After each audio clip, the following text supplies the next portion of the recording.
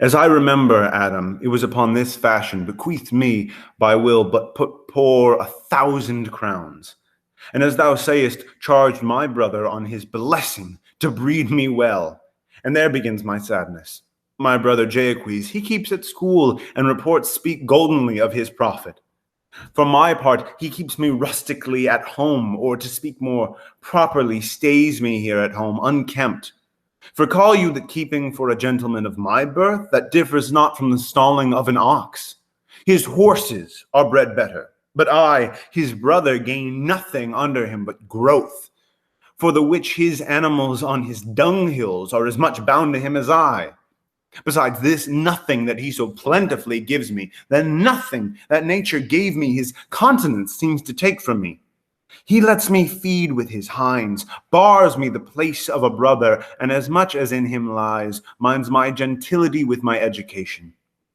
This is it, Adam, that grieves me. And the spirit of my father, which I think is within me, begins to mutiny against this servitude. I'll no longer endure it, though yet I know no wise remedy how to avoid it. Yonder comes my master, your brother. Go apart, Adam, and thou shalt hear how he will shake me up. Now, sir, what make you here? Nothing. I am not taught to make anything. What mar you then, sir? Marry, sir, I am helping you to mar that which God made, a poor, unworthy brother of yours, with idleness. Marry, sir, be better employed, and be not a while. Shall I keep your hogs and eat husks with them? What prodigal portion have I spent, that I should come to such penury? Know you where you are, sir? Oh, sir, very well. You're in your orchard. Know you before whom, sir? Aye, better than him I am before knows me. I know you are my eldest brother, and in the gentle condition of blood, you should so know me. What boy? Oh, come, elder brother, you are too young in this. Wilt thou lay hands on me, villain? I am no villain. I am the youngest son of Sir Roland de Boys. He was my father, and he is thrice a villain that says such a father begot villains. Wert thou not my brother, I would not take this hand from thy throat till this other had pulled out thy tongue for saying so. Thou hast railed on thyself. Sweet masters, be patient for your father's remembrance. Be at accord. Let me go, I say. I will not. Till I please, you shall hear me. My father charged you in his will to give me good education. You have trained me like a peasant, obscuring and hiding from me all gentle-like qualities. The spirit of my father grows strong in me, and I will no longer endure it. Therefore, allow me such exercises as may become a gentleman, or give me the poor lottery my father left me by testament. With that, I will go buy my fortunes. And what wilt thou do? Beg when that is spent. Well, sir, get you in. I will not long be troubled with you. You shall have some part in your will. I pray you leave me. I will no further offend you than becomes for my own good. Get you with him, you old dog. Is old dog my reward? Most true, I have lost my teeth in your service. God be with my old master. He would not have spoke such a word. Is it even so? Begin you to grow upon me? I will physic your rankness, and yet give no 1,000 crowns neither. Good morrow to your worship. Good Monsieur Charles, what's the new news at the new court? There's no news at the court, sir, but the old news. That is, the old duke is banished by his younger brother, the new duke, and 3 or 4 loving lords have put themselves into voluntary exile with him, whose lands and revenues enrich the new duke. Therefore, he gives them good leave to wander. Can you tell if Rosalind, the duke's daughter, be banished with her father? No, for the duke's daughter, her cousin, so loves her, being ever from their cradles bred together, that she would have followed her exile, or have died to stay behind her. She is at the court, and no less beloved of her uncle than his own daughter, and never 2 ladies loved as they do. Where will the old duke live? They say he is already in the forest of Arden, and have many merry men with him, And there they live like the old Robin Hood of England. They say many young gentlemen flock to him every day and fleet the time carelessly, as they did in the Golden World.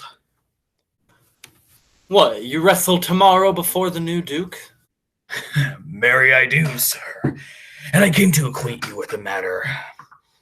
I am given, sir, secretly, to understand that your younger brother, Orlando, hath the disposition to come in disguised against me to try a fall. Tomorrow, sir, I wrestle for my credit, and he that escapes me without some broken limb shall acquit him well. Your brother is but young and tender, and for your love, I would be loath to foil him, as I must for my own honor.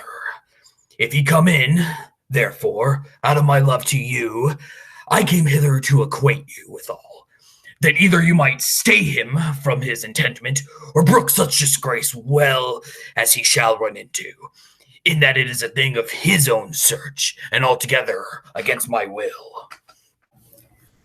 Charles, I thank thee for thy love to me, which thou shalt find I will most kindly requite.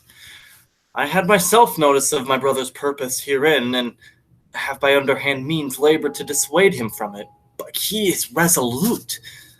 I'll tell thee, Charles, it is the stubbornest young fellow of France, full of ambition, an envious emulator of every man's good parts, a secret and villainous contriver against me, his natural brother.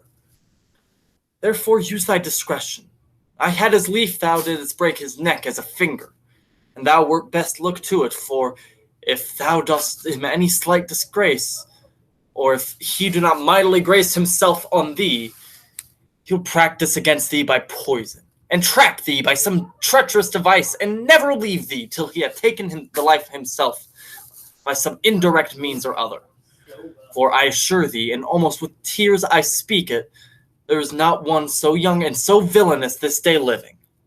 I speak but brotherly of him, but should I anatomize him to thee as he is, I must blush and weep, and thou must look pale in wonder.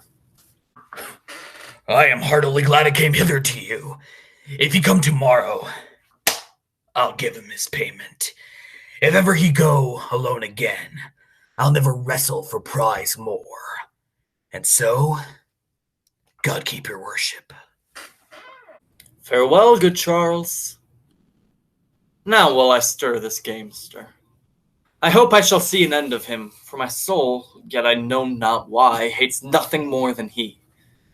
He's gentle, never schooled and yet learned, full of noble device, and of all sorts of enchantingly beloved, and indeed so much in the heart of the world, and especially of my own people, who best know him that I am altogether misprized.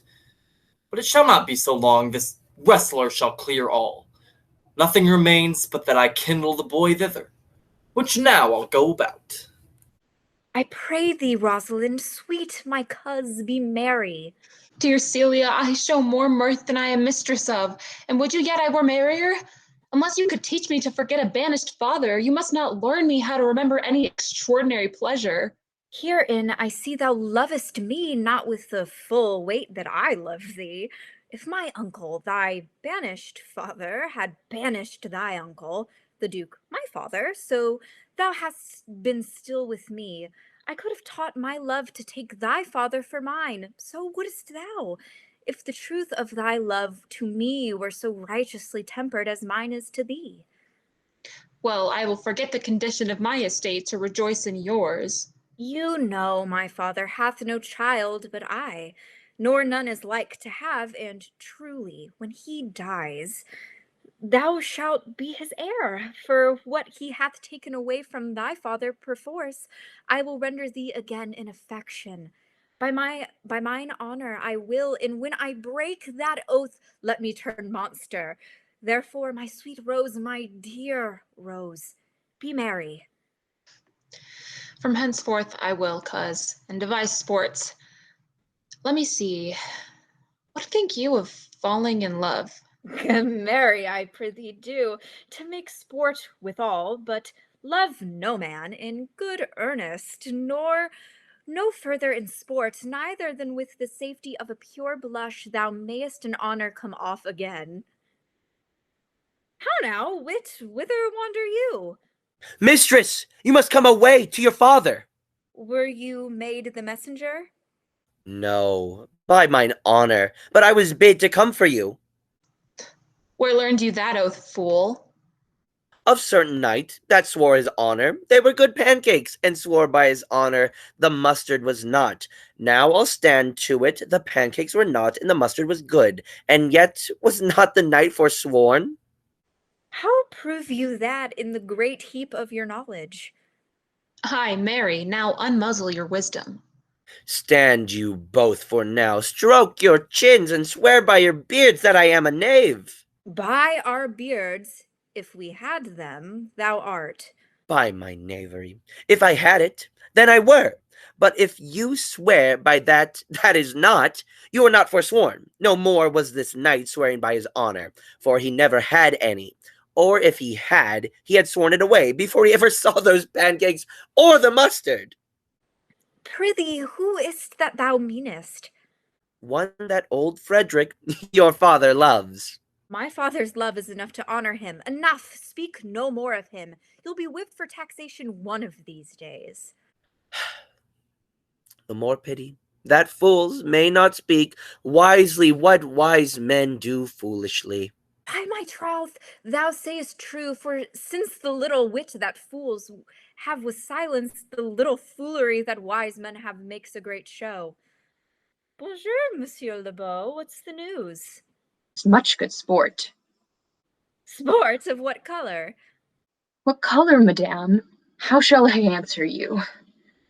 As wit and fortune will. Or as the destinies decree.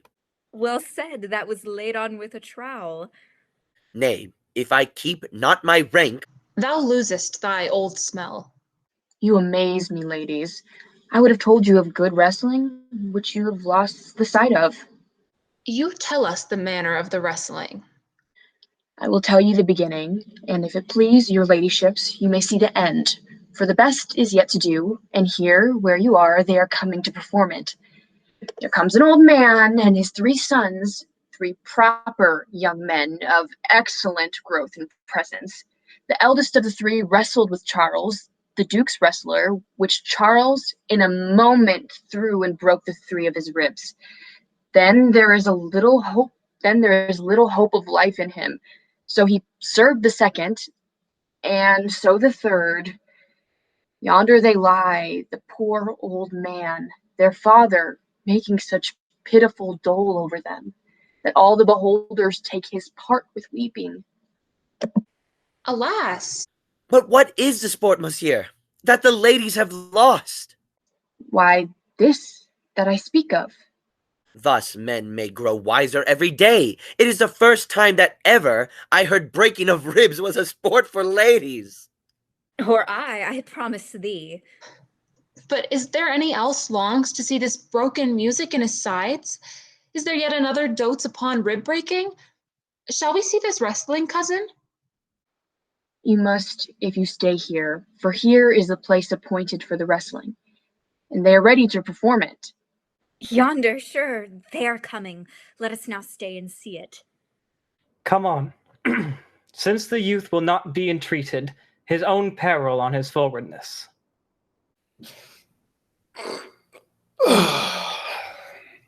Is yonder the man? Even he, madam. Alas, he is too young, yet he looks successfully. How now, daughter and cousin? Are you crept hither to see the wrestling?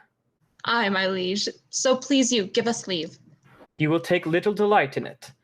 I can tell you, there is such odds in the man. In pity of the challenger's youth, I would fain dissuade him, but he will not be entreated. Speak to him, ladies. See if you can move him. Call him hither, good Monsieur le Beau. Monsieur, the challenger, the princess has called for you.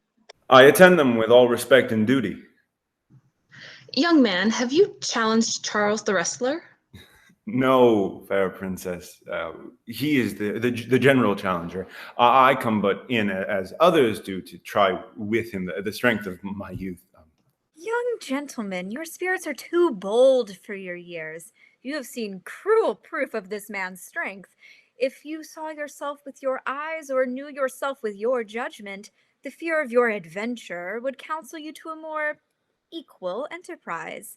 We pray you, for your own sake, to embrace your own safety and give over this attempt. Do, young sir.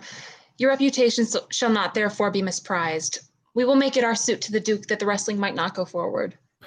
I beseech you, punish me not with your hard thoughts, wherein I confess me much guilty to deny so fair and excellent ladies anything, but let your fair eyes and gentle whispers go with me to my trial, wherein if I be foiled, there is but one shame that was never gracious, if killed, but one dead that was willing to be so. I shall do my friends no wrong, for I have none to lament me. The world no injury, for in it I have nothing. Only in the world I fill up a place which may be better supplied when I have made it empty. The little strength that I have, I would it were with you. And mine to eke out hers. Fare you well. Pray heaven I be deceived in you. Your heart's desires be with you.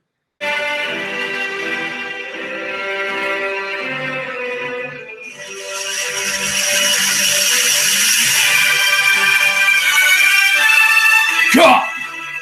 Where's this young gallant that is so desirous to lie with his mother?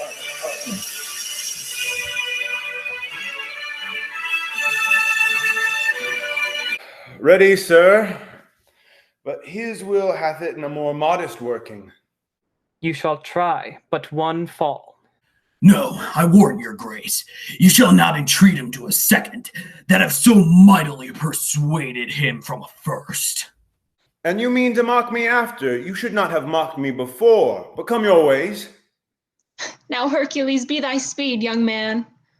I would if I were invisible to catch the strong fellow by the leg. Begin.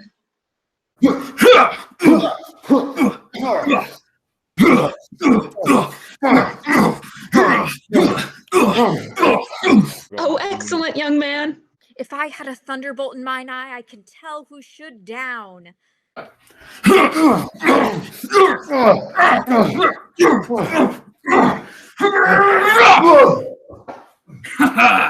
Yes, yes, yes, yes. Oh!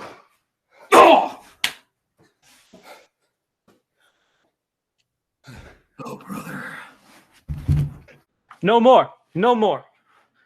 Yes, I beseech your grace, I am not yet well breathed. How dost thou, Charles?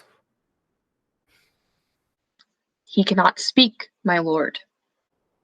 Bear him away. What is thy name, young man? Orlando, my liege, the youngest son of Sir Roland de Bois. I would thou hast been son to some man else. The world esteemed thy father honorable, but I did find him still mine enemy. Thou shouldst have better pleased me with this deed, hast thou descended from another house. But fare thee well. Thou art a gallant youth. I would thou hast told me of another father. Were I my father, coz, would I do this? I am more proud to be Sir Roland's son, his youngest son, and would not change that calling to be adopted heir to Frederick. My father loved Sir Roland as his soul, and all the world was of my father's mind. Had I before known this young man his son, I should have given him tears unto entreaties, ere he should thus have ventured. Gentle cousin, let us go thank him and encourage him. My father's rough and envious disposition sticks me at heart. Sir, you have well deserved. If you do keep your promises in love, but justly, as you have exceeded all promise, your mistress shall be happy. Gentlemen, wear this for me. One out of suits with fortune that could give more, but that her hand lacks means. Shall we go, cuz? Aye, fare you well, fair gentleman. Can I not say I thank you? My better parts are all thrown down, and that which here stands up is but a quintain, a mere lifeless block. He calls us back. My pride fell with my fortunes. I'll ask him what he would. Did you call, sir? Sir, you have wrestled well and overthrown more than your enemies.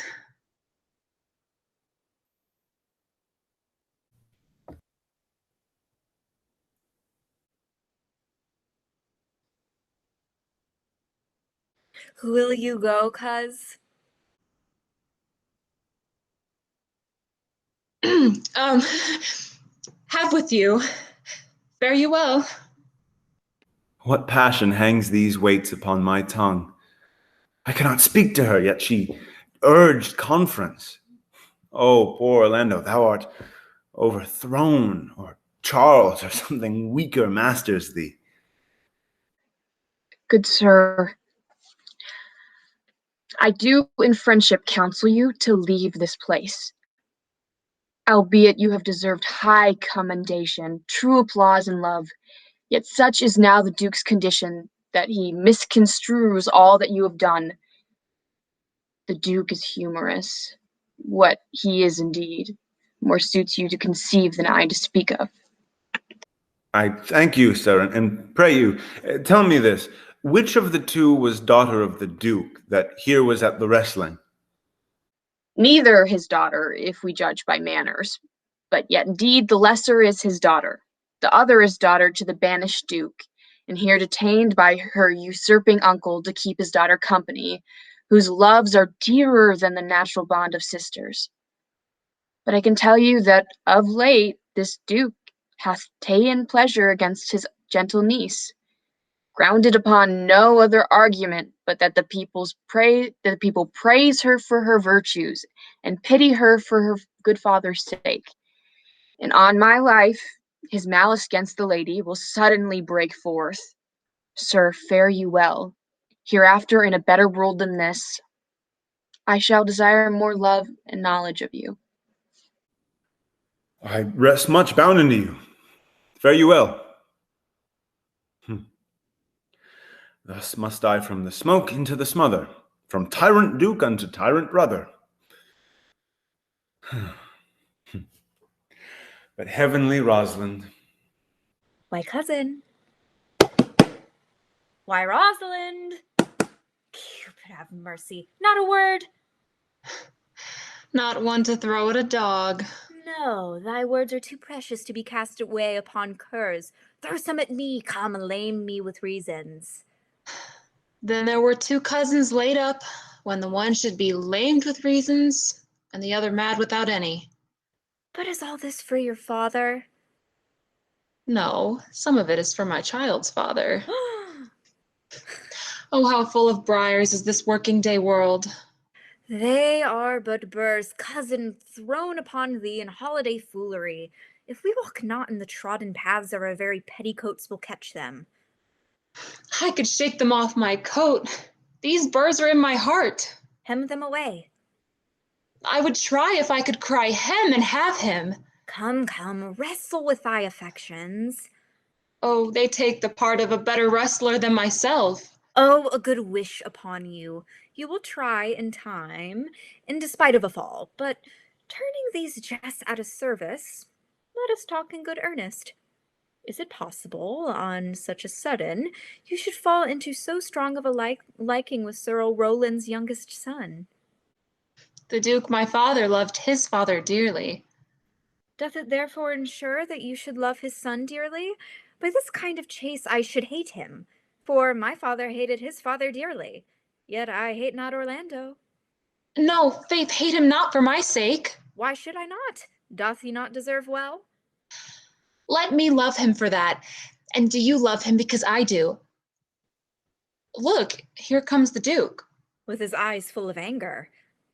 Mistress, dispatch you with your safest haste and get you from our court. Me, uncle? You, cousin. Within these 10 days, if thou beest found so near our public court as 20 miles, thou diest for it. I do beseech your grace. Let me the knowledge of my fault bear with me. Never so much as in a thought unborn did I offend your highness. Thus do all traitors. If their purgation did consist in words, they are as innocent as grace itself. Let it suffice thee that I trust thee not. Yet your mistrust cannot make me a traitor. Tell me whereon the likelihood depends. Thou art thy father's daughter. There's enough. So was I when your highness took his dukedom. So was I when your highness banished him. Treason is not inherited, my lord, or if we did derive it from our friends, what's that to me? My father was no traitor. Then, good my liege, mistake me not so much to think my poverty is treacherous. Dear sovereign, hear me speak. Aye, Celia. We stayed her for your sake, else had she with her father ranged along. I did not then entreat to have her stay. It was your pleasure and your own remorse. I was too young that time to value her, but now I know her. If she be a traitor, why, so am I. We still have slept together, rose at an instant, learned, played, eat together, and wheresoever we went, like Juno swans, still we went coupled and inseparable. She is too subtle for thee, and her smoothness, her very silence, and her patience speak to the people, and they pity her. Thou art a fool. She robs thee of thy name, and thou wilt show more bright and seem more virtuous when she is gone. Then open not thy lips. Firm and irrevocable is my doom which I have passed upon her. She is banished. Pronounce that sentence then on me, my liege. I cannot live without her company. You are a fool! You, niece, provide yourself. If you outstay the time, upon mine honor and in the greatness of my word, you die. Oh, my poor Rosalind, whither wilt thou go?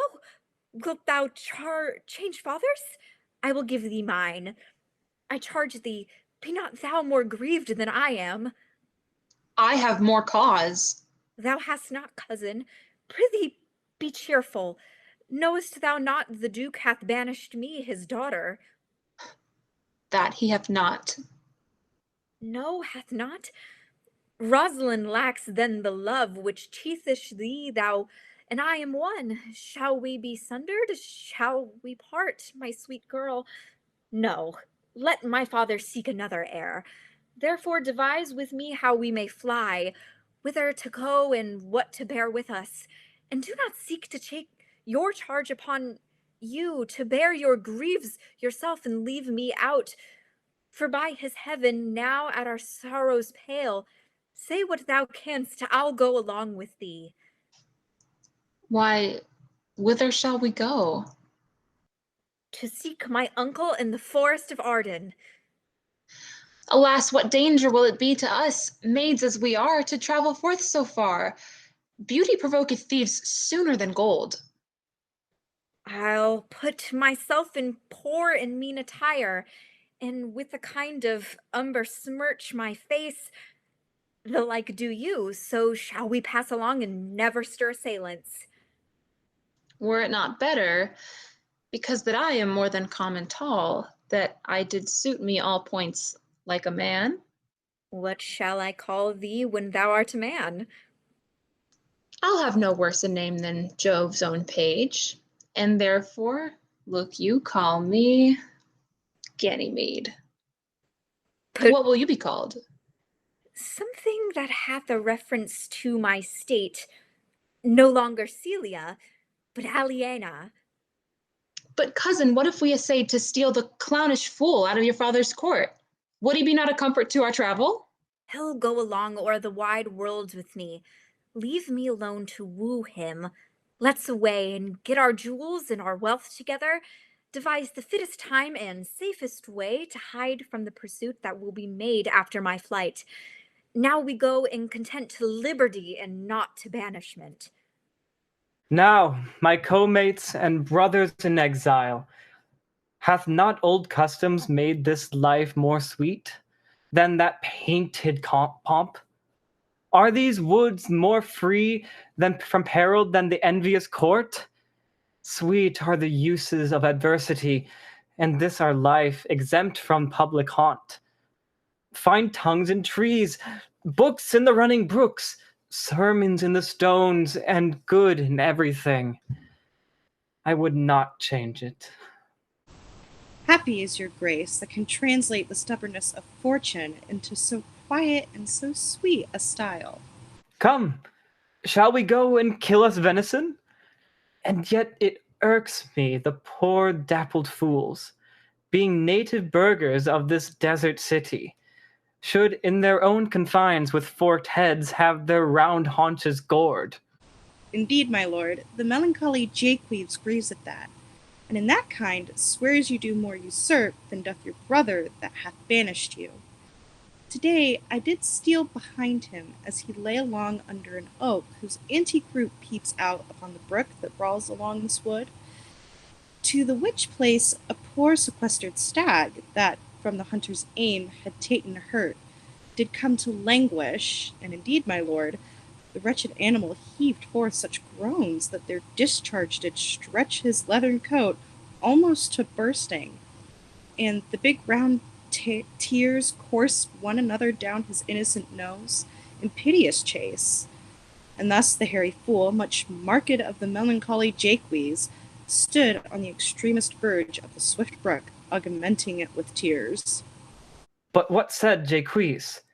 Did he not moralize this spectacle? Oh, yes, into 1,000 similes. First, for his weeping into the needless stream. Poor dear, quoth he, thou makest a testament as worldlings do, giving thy sum of more to that which had too much. Then, being there alone, left and abandoned of his velvet friends, 'tis right, quoth he, thus misery doth part the flux of company. Anon a careless herd, full of the pasture, jumps along by him, and never stays to greet him. Ay, quoth Jaques, sweep on, you fat and greasy citizens. 'Tis just the fashion. Wherefore do you look upon that poor and bankrupt there? Thus most invectively he pierceth through the body of the country, city, court, yea, and this our life, swearing that we are mere usurpers, tyrants, and, what's worse, to fright the animals and to kill them up in their assigned and native dwelling place. And did you leave him to this contemplation? We did, my lord, weeping and commenting upon the sobbing deer. Show me this place. I love to cope him in these sullen fits, for then he's full of matter. I'll bring you to him straight. Can it be possible that no man saw them? It cannot be. Some villains of my court are of consent and sufferance in this. I cannot hear of any that did see her. The ladies, her attendants of her chamber, saw her abed, and in the morning early they found the bed untreasured of their mistress. My lord, the Roynish clown, at whom so oft your grace was wont to laugh, is also missing. Hesperia, the princess's gentlewoman, confesses that she secretly overheard your daughter and her cousin much commend the parts and graces of the wrestler that did but lately foil the sinewy Charles. And she believes wherever they are gone, the youth is surely in their company. Send to his brother. Fetch that gallant hither. If he be absent, bring his brother to me. I'll make him find him. Do this suddenly, and not search and inquisition quail to bring again these foolish runaways. Who's there? Oh. What, my young master? Oh, my gentle master. Oh, my sweet master. Oh, you memory of old Sir Roland. Why, what make you here? Your praises come too swiftly home before you. Know ye, master, to some kind of men their graces serve them, but as enemies? No more do yours, but virtues, gentle master, are sanctified and holy traitors to you. Oh, what a world is this, when it comely envenoms him that bears it. Why? What's the matter? Oh, unhappy youth, come not within these doors, within this roof. The enemy of all your graces lives, your brother. No, no brother. Yet the son, yet not the son. I will not call him son. Of him I was about to call his father, hath heard your praise, and his night he means to burn the lodging where you used to lie, and with you in it. If you fail of that, he will have other means to cut you off. I overheard him and his practices. This is no place. This house is but a butchery. Abhor it, fear it, do not enter. Why, whither, Adam, wouldst thou have me go? No matter, not here. What, wouldst thou have me go and beg my food, or with a base and boisterous sword enforce a thievish living on the common road? But do not so. I have 500 crowns. The thrifty hire I saved under your father, which I did store to be my foster nurse, when service should in my old limbs lie lame, and all this I give you. Let me be your servant. Though I look old, yet I am strong and lusty in all your business and necessities. O good old man, how well in thee appears the constant service of the antique world. But come thy ways, we'll go along together, and ere we have thy youthful wages spent, we'll light upon some settled low content. Master, go on. I will follow thee to the last gasp, and with truth and loyalty from 17 years till now, almost 80, here lived I. But now, live here no more. At 17 years many their fortunes seek, but at 80 it is too late a week. Yet fortune cannot recompense me better than to die well and not my master's debtor. Oh, Jupiter, how weary are my spirits! I care not for my spirits, if my legs were not weary. I could find in my heart to disgrace my man's apparel and to cry like a woman, but I must comfort the weaker vessel, as doublet and hose ought to show itself courageous to petticoat. Therefore, courage, good Aliena. I pray you bear with me. I cannot go no further. For my part, I had rather bear with you than bear you, yet I should bear no cross if I did bear you, for I think you would have no money in your purse. Well, this is the forest of Arden. Aye, now am I in Arden, the more fool I, when I was at home. I was in a better place, but travelers must be content. Aye, be so, good Touchstone. Look you, who comes here, a young man and an old in solemn talk. That is the way to make her scorn you still. O Corin, that thou knewst how I do love her. I partially guess, for I have loved her now. No, Corin, being old, thou canst not guess. Though in thy youth thou wast as true a lover as ever sighed upon a midnight pillow. But if thy love were ever like to mine, as sure I think did never man love so. How many actions most ridiculous hast thou been drawn to by thy fantasy? Into 1,000 that I've forgotten. Oh, thou didst then ne'er love so heartily. If thou rememberest not the slightest folly that ever love did make thee run into, thou hast not loved. Or if thou hast not sat, as I do now, wearying thy hearer in thy mistress's praise, thou hast not loved. Or if thou hast not broke from company abruptly, as my passion now makes me, thou hast not loved. Oh, Phebe, Phebe, Phebe. Alas, poor shepherd, searching of thy wound, I have by hard adventure found mine own. And I mine. I remember when I was in love, I broke my sword upon a stone and bid him take that for coming a night to Jane's smile. And I remember the kissing of her batlet, and the cows dug that her pretty chopped hands had milked. And I remembered the wooing of a peace cod instead of her, from whom I took 2 cods, and giving her them again, said with weeping tears, "Wear these, for my sake. We that are true lovers run into strange capers, but as all is mortal in nature, so is all nature in love mortal in folly." Thou speakest wiser than thou art ware of. Nay, I shall ne'er beware my own wit till I break my shins against it. Jove, Jove, this shepherd's passion is much upon my fashion. And mine, but it grows something stale with me. I pray you, one of you question yon man if he for gold will give us any food. I faint almost to death. Holla, you clown! Peace, fool, he's not thy kinsman. Who calls? Your betters, sir. Else are they very wretched. A peace, I say. Good even to you, friend. And to you, gentle sir, and to you all. I prithee, shepherd, if that love or gold can in this desert place buy entertainment, bring us where we may rest ourselves and feed. Here's a young maid with travel much oppressed and faints for succor. Fair sir, I pity her, and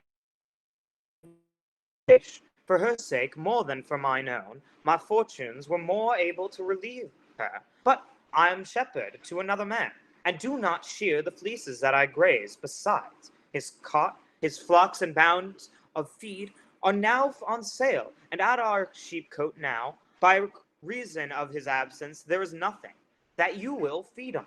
But what is, come see, and in my voice most welcome shall you be. What is he that shall buy his flock and pasture? That young swain that you saw here, but erewhile that little cares to buying anything. I pray thee, if it stand with honesty, buy thou the cottage, pasture, and the flock, and thou shalt have to pay for it of us. And we will mend thy wages. I like this place, and willingly could waste my time in it. The thing is to be sold. Go with me, if you like, upon report, the soil, the profit, and this kind of life. I will you very faithful feeder be, and buy it with your gold right suddenly. Dear master, I can go no further. Oh, I die for food. Here lie I down, and measure out my grave. Farewell, kind master. Why, how now, Adam? No greater heart in thee? Live a little, comfort a little, cheer thyself a little. If this uncouth forest yield anything savage, I will either be food for it, or bring it for food to thee. Come, I will bear thee to some shelter, and thou shalt not die for lack of a dinner. If there live anything in this desert, cheerly, good Adam. I think he be transformed into a beast, for I can nowhere find him like a man. My lord, he is but even now gone hence. Here was he merry, hearing of a song. If he, compact of jaws, grows musical, we shall have short the discord in the spheres. Why, how now, monsieur? What a life is this, that your poor friends must woo in your company? What, look you merrily? A fool. A fool. I met a fool in the forest. A motley fool. Miserable world. As I do live by food, I met a fool who laid him down and basked him in the sun and railed on Lady Fortune in good terms, in good set terms, and yet a motley fool. Good morrow, fool, quoth I. No, sir, quoth he. Call me not fool till heaven hath sent me fortune. And then he drew a dial from his poke, and looking on it with lackluster eye, says very wisely, "It is 10 o'clock. Thus we may see," quoth he, "how the world wags. 'Tis but an hour ago since it was 9, and after 1 hour more 'twill be 11, and so from hour to hour we ripen ripe, and then from hour to hour we rot and rot, and thereby hangs a tale." When I did hear the motley fool thus moral on the time, My lungs begin to crow like Chanticleer. That fools should be so deep contemplative. And I did laugh sans intermission, an hour by his dial. Oh, noble fool. A worthy fool. Motley's the only wear. What fool is this? Oh, worthy fool, one that hath been a courtier, and says, if ladies be but young and fair, they have the gift to know it. And in his brain, which is as dry as the remainder biscuit after a voyage, he hath strange places crammed with observation, the which he vents in mangled forms. That I were a fool. I am ambitious for a motley coat. Thou shalt have one. It is my only suit, provided that you weed your better judgments of all opinion that grows rank in them, that I am wise. I must have liberty withal, as large a charter as the wind, to blow on whom I please, for so fools have. And they that are the most galled with my folly, they most must laugh. Invest me in my motley, give me leave to speak my mind, and I will through and through cleanse the foul body of the infected world, if they will patiently receive my medicine. Fie on thee! I can tell what thou wouldst do. What, for a counter would I do but good? Most mischievous foul sin, in chiding sin. For thou thyself hast been a libertine, thou and sensual as the brutish sting itself, and all the embossed sores and headed evils that thou with license of free foot hast caught, wouldst thou disgorge in the general world. Why, who cries out in pride that can therein tax any private party?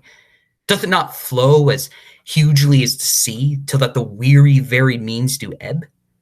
What woman in the city do I name when I say the city woman bears the cost of princes on unworthy shoulders? Who can come in and say that I mean her, when such a one as she, such is her neighbor? Or what is he of basest function, that says his bravery is not of my cost, thinking that I mean him, but therein suits his folly to the metal of my speech? There then, how then? What then? Let me see wherein my tongue hath wronged him. If it do him right, then he hath wronged himself. If he be free, why then my taxing like a wild goose flies, unclaimed of any man? But who comes here? Forbear and eat no more. Why, I have eaten none yet. Nor shout not, 'tis necessity be served. Of what kind should this cock come of? Art thou thus boldened, man, by this distress, or else a rude despair of good manners, in that civility thou seemst so empty? You touched my vein at first. The thorny point of bare distress hath taken from me the show of smooth civility. And I am inland bred, and know some nurture, but forbear, I say, he dies that touches any of this fruit, till I and my affairs are answered. And you will not be answered with reason. I must die. What would you have? Your gentleness shall force more than your force moves us to gentleness. I almost die for food, and let me have it. Sit down and feed, and welcome to our table.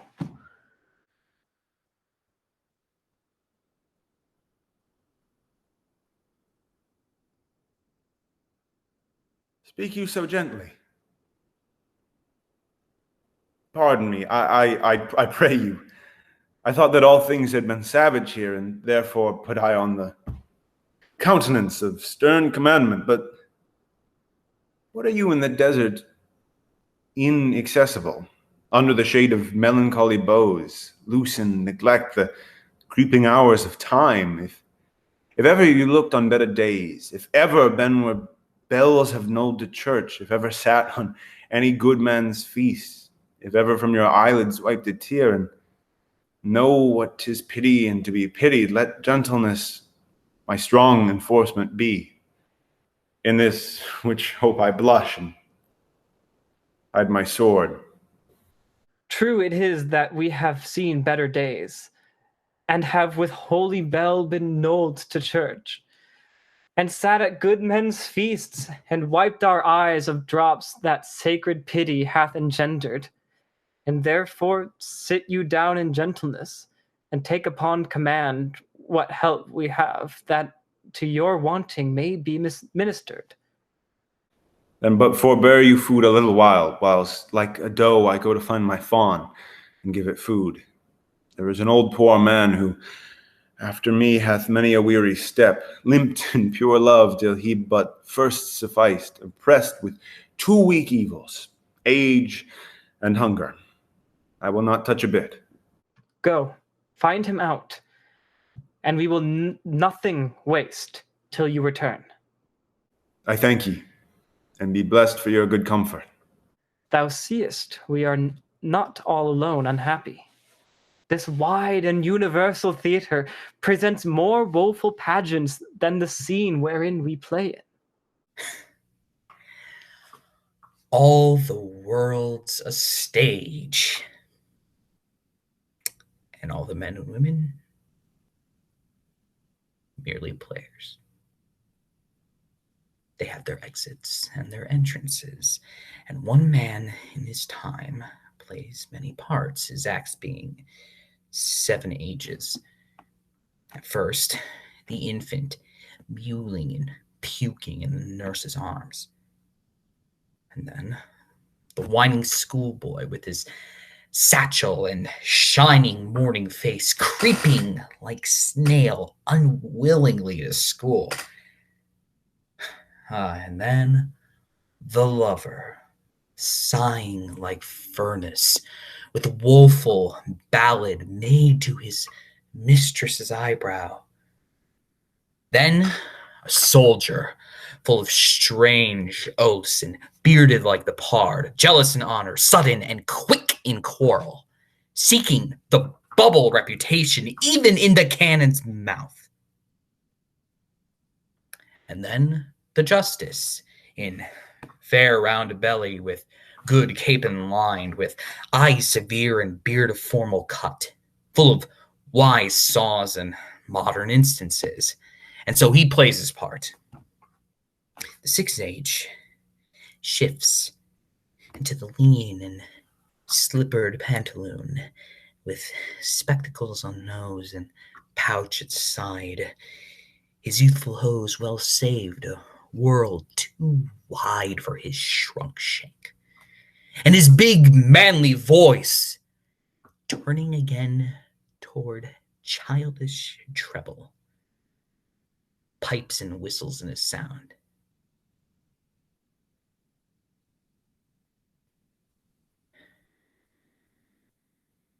Last scene of all, that ends this strange, eventful history. Second childishness and mere oblivion. Sans teeth, sans eyes, sans taste, sans everything. Welcome. Set down your venerable burthen, and let him feed. I thank you most for him. So had you need, I scare can speak to thank you for myself. Welcome. Fall to. If that you were the good Sir Roland's son, as you have looked faithfully you were, and as mine eyes doth his effigies witness, most truly limbed and living in your face. Be truly welcome hither. I am the Duke that loved your father. The residue of your fortune, go to my cave and tell me. Good old man, thou art right welcome as thy master is. Support him by the arm. Give me your hand, and let me all your fortunes understand. Not seen him since. Sir, that cannot be.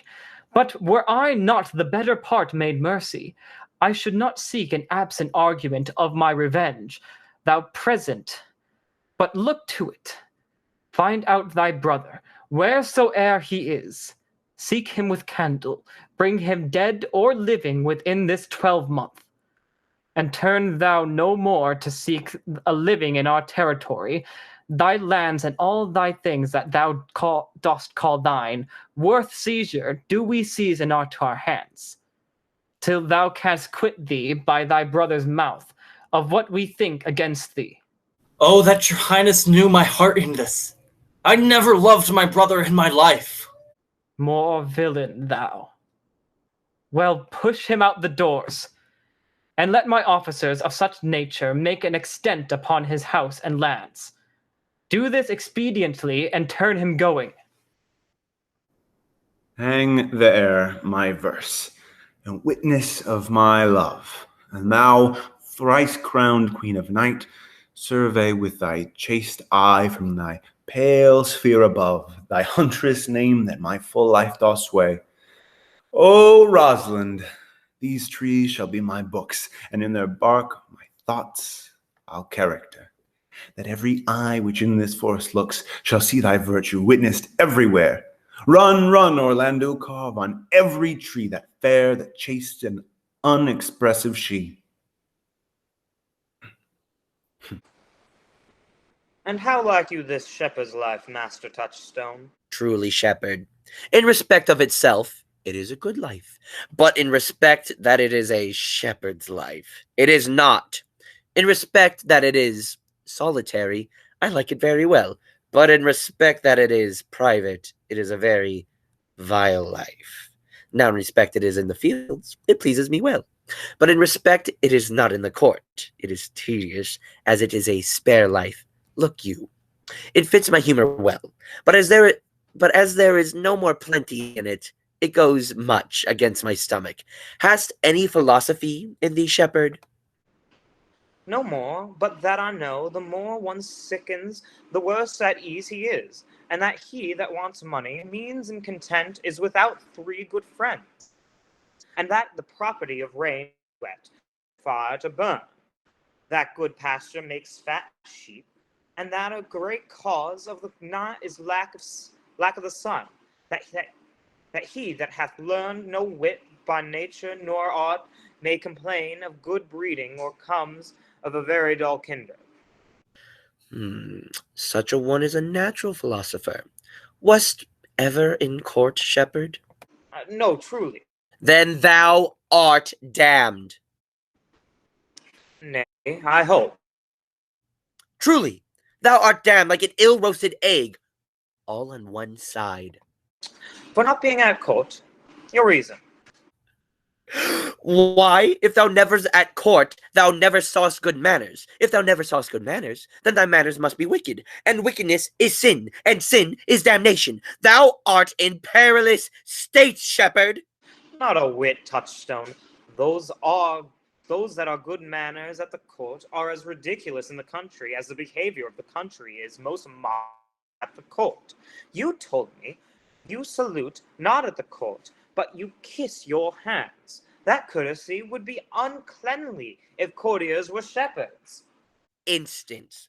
Briefly, come instance. Why, we are still handing our ewes, and fells, you know, are greasy. Why do not your courtiers' hands sweat? And is not the grease of a mutton as wholesome as the sweat of a man? Shallow. A better instance, I say come. Besides, our hands are hard. Your lips will feel them sooner. Shallow again. A more sounder instance, come. And they are often tarred over with the surgery of our sheep. And would you have us kiss tar? The courtiers' hands are perfumed with civet. Most shallow man, thou worm's meat. In respect of a good piece of flesh indeed. Learn of the wise and the perpend. Civet is of a baser birth than tar. The very uncleanly flux of a cat. Mend the instance, shepherd. You have too courtly a wit for me. I'll rest. Wilt thou rest damned? God help thee, shallow man. Sir, I am a true laborer. I earn that I eat, get that I wear. Owe no man hate, envy no man's happiness, glad of other man's good, content with my harm, and the greatest of my pride is to see my ewes graze and my lambs suck. That is another simple sin in you. To bring the ewes and the rams together and to offer to get your living by the copulation of cattle. If thou beest not damned for this, the devil himself will have no shepherds. I cannot see else how thou shouldst escape. Here comes young Master Ganymede, my new mistress's brother. From the east to western end, no jewel is like Rosalind, her worth being mounted on the wind, through all the world bears Rosalind. All the pictures fairest lined are but black to Rosalind? Let no fair be kept in mind, but the fair of Rosalind. I'll rhyme you. So 8 years together. Dinners and suppers and sleeping hours accepted, it is the right butter's woman rank to market.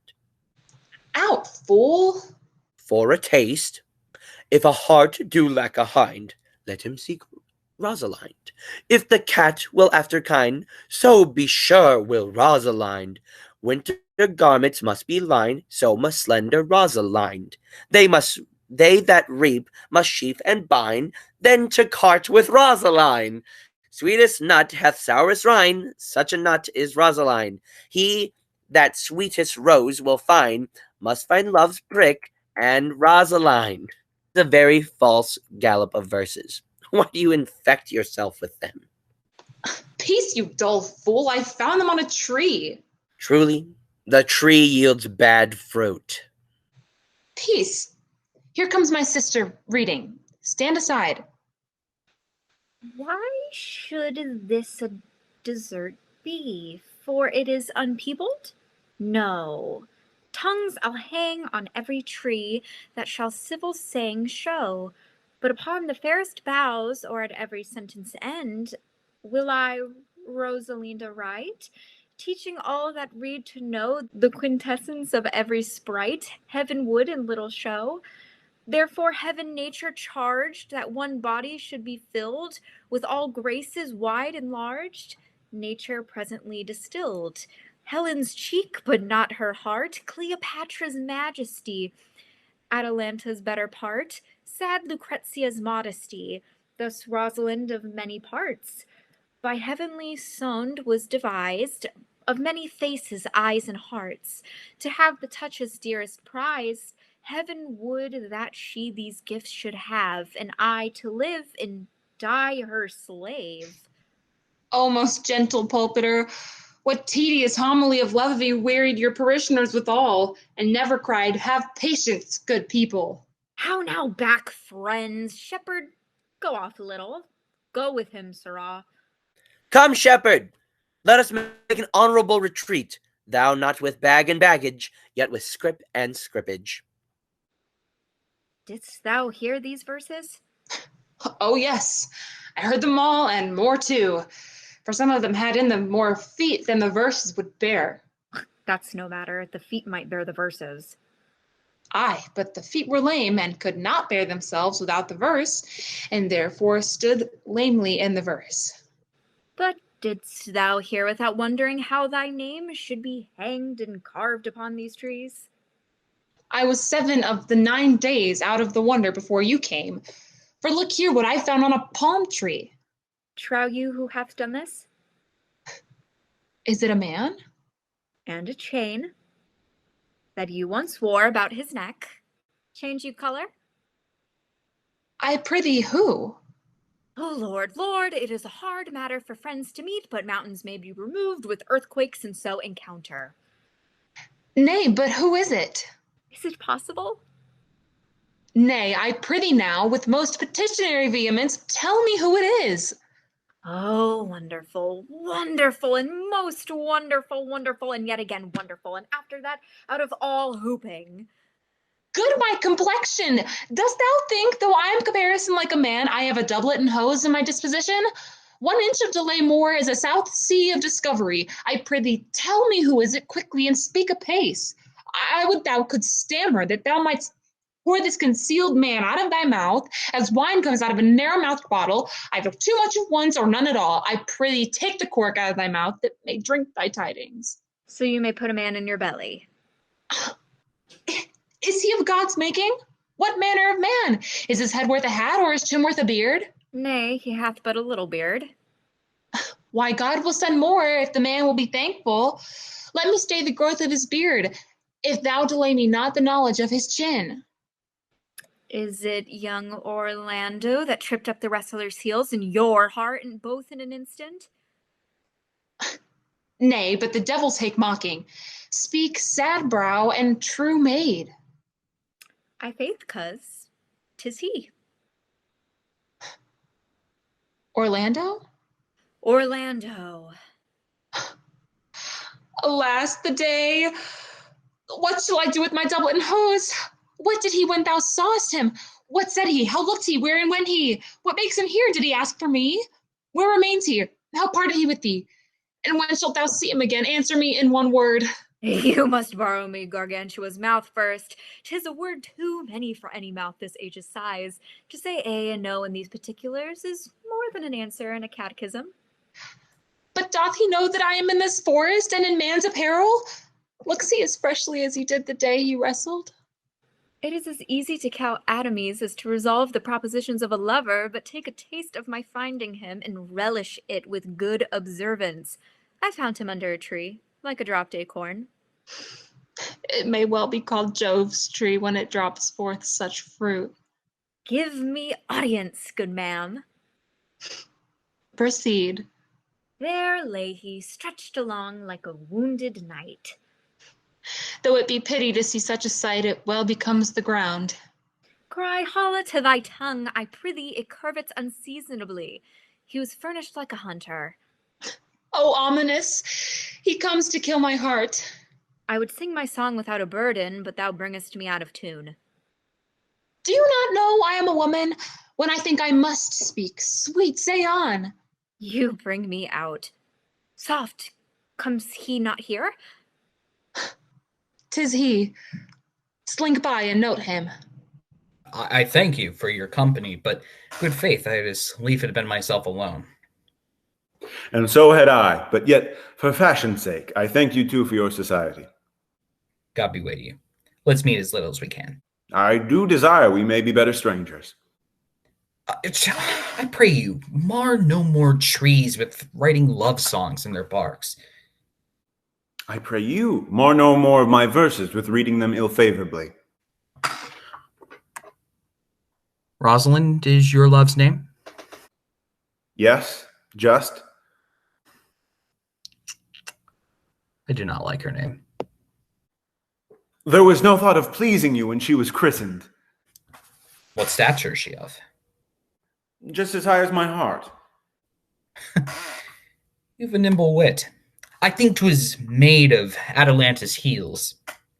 Will you sit down with me, and we two will rail against our mistress the world and all our misery?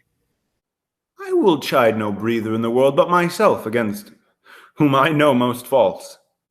The worst fault you have is to be in love. 'Tis a fault I will not change for your best virtue. I am weary of you. By my troth, I was seeking for a fool when I found you. Oh, he is drowned in the brook. Look but in, and you shall see him. There shall I see mine own figure. Which I take to be either a fool or a cipher. I'll tarry no longer with you. Farewell, good Signor Love. I am glad of your departure. Adieu, good Monsieur Melancholy. I will speak to him like a saucy lackey, and under that habit play the knave with him.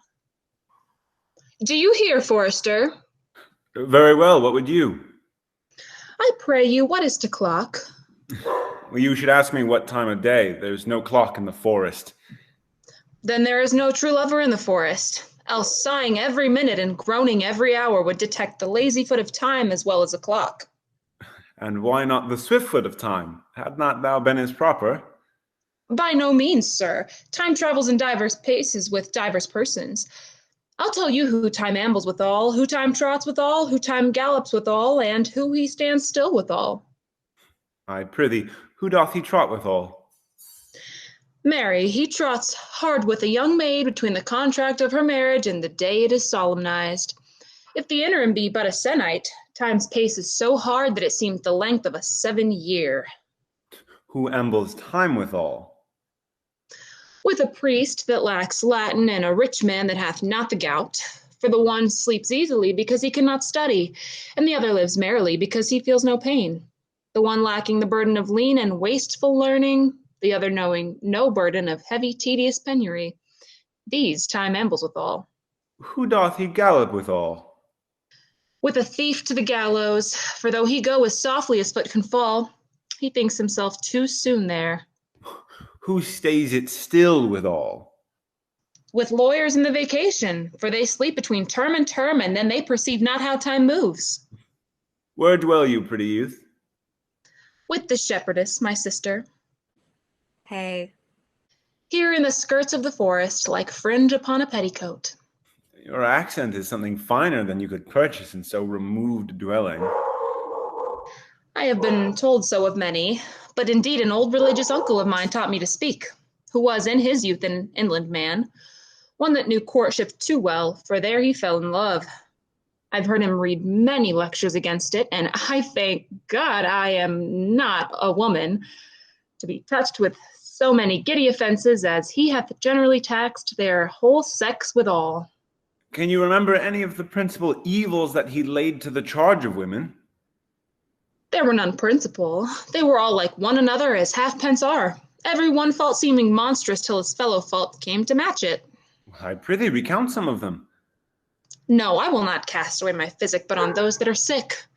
There is a man haunts the forest that abuses our young plants with carving Rosalind on their barks, hangs odes upon hawthorns and elegies on brambles, all forsooth deifying the name of Rosalind.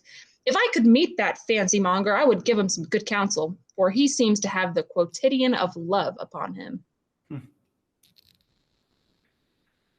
I am he that is so love-shaked. Oh, I pray you, tell me your remedy. There is none of my uncle's marks upon you. He taught me how to know a man in love, in which cage of rushes I am sure you are not prisoner. What were his marks? A lean cheek, which you have not, a blue eye unsunken, which you have not, an unquestionable spirit, which you have not, a beard neglected, which you have not. But I pardon you for that, for simply your having in beard is a younger brother's revenue. Then your hose should be ungartered, your bonnet unbanded, your sleeve unbuttoned, your shoe untied, and everything about you demonstrating a careless desolation. But you are no such man. You are rather point device in your accoutrements as loving yourself than seeming the lover of any other. Fair youth, I would I could make thee believe I love. Me believe it? You may as soon make her that you love believe it, which I warrant she is apter to do than confess she does. That is one of the points in which women still give the lie to their consciences. But in good sooth, are you he that hangs the verses on the trees wherein Rosalind is so admired? I swear to thee, youth, by the hand of Rosalind, I am that he, that unfortunate he. But are you so much in love as your rhymes speak? Oh, neither rhyme nor reason can express how much. Love is merely a madness, and I tell you deserves as well a dark house and a whip as madmen do. And the reason why they are not so punished and cured is that the lunacy is so ordinary that the whippers are in love too. Yet, I profess curing it by counsel. Did you ever cure any so? Yes, one, and in this manner.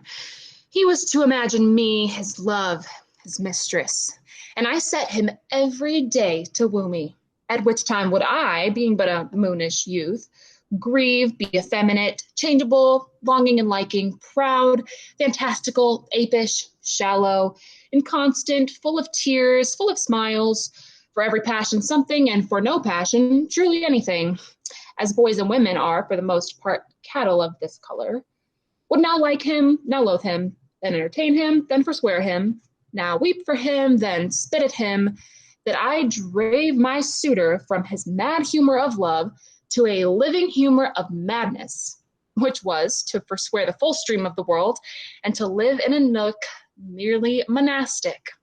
And thus I cured him.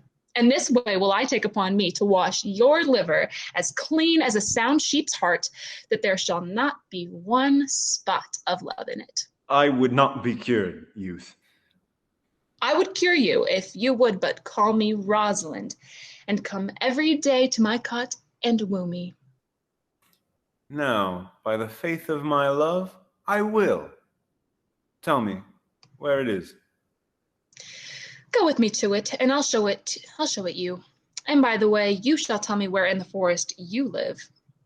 Will you go? With all my heart, good youth. Nay, you must call me Rosalind.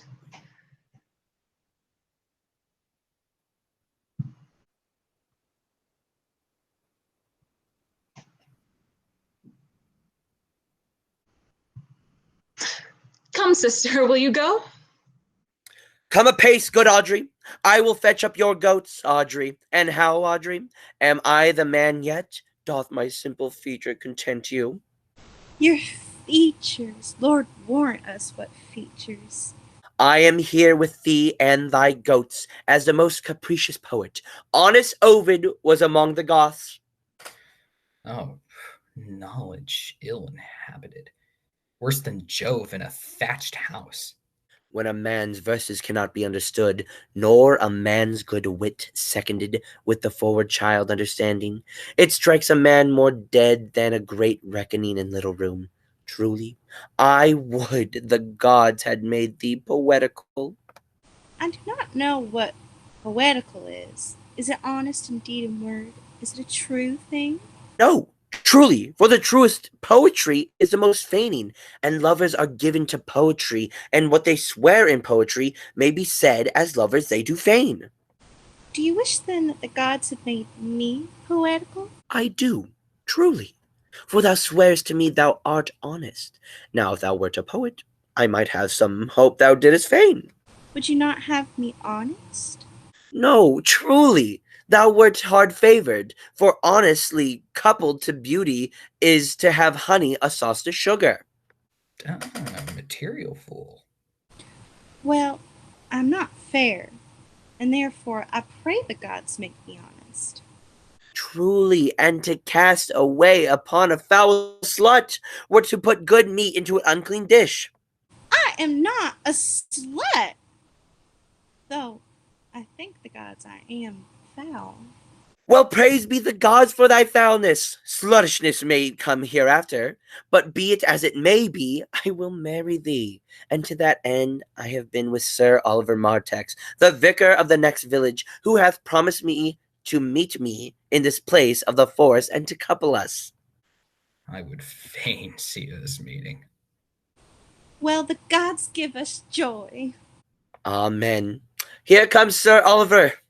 Sir Oliver Martext, you are well met. Will you dispatch us here under this tree, or shall we go with you to your chapel? Is there none here to give this woman?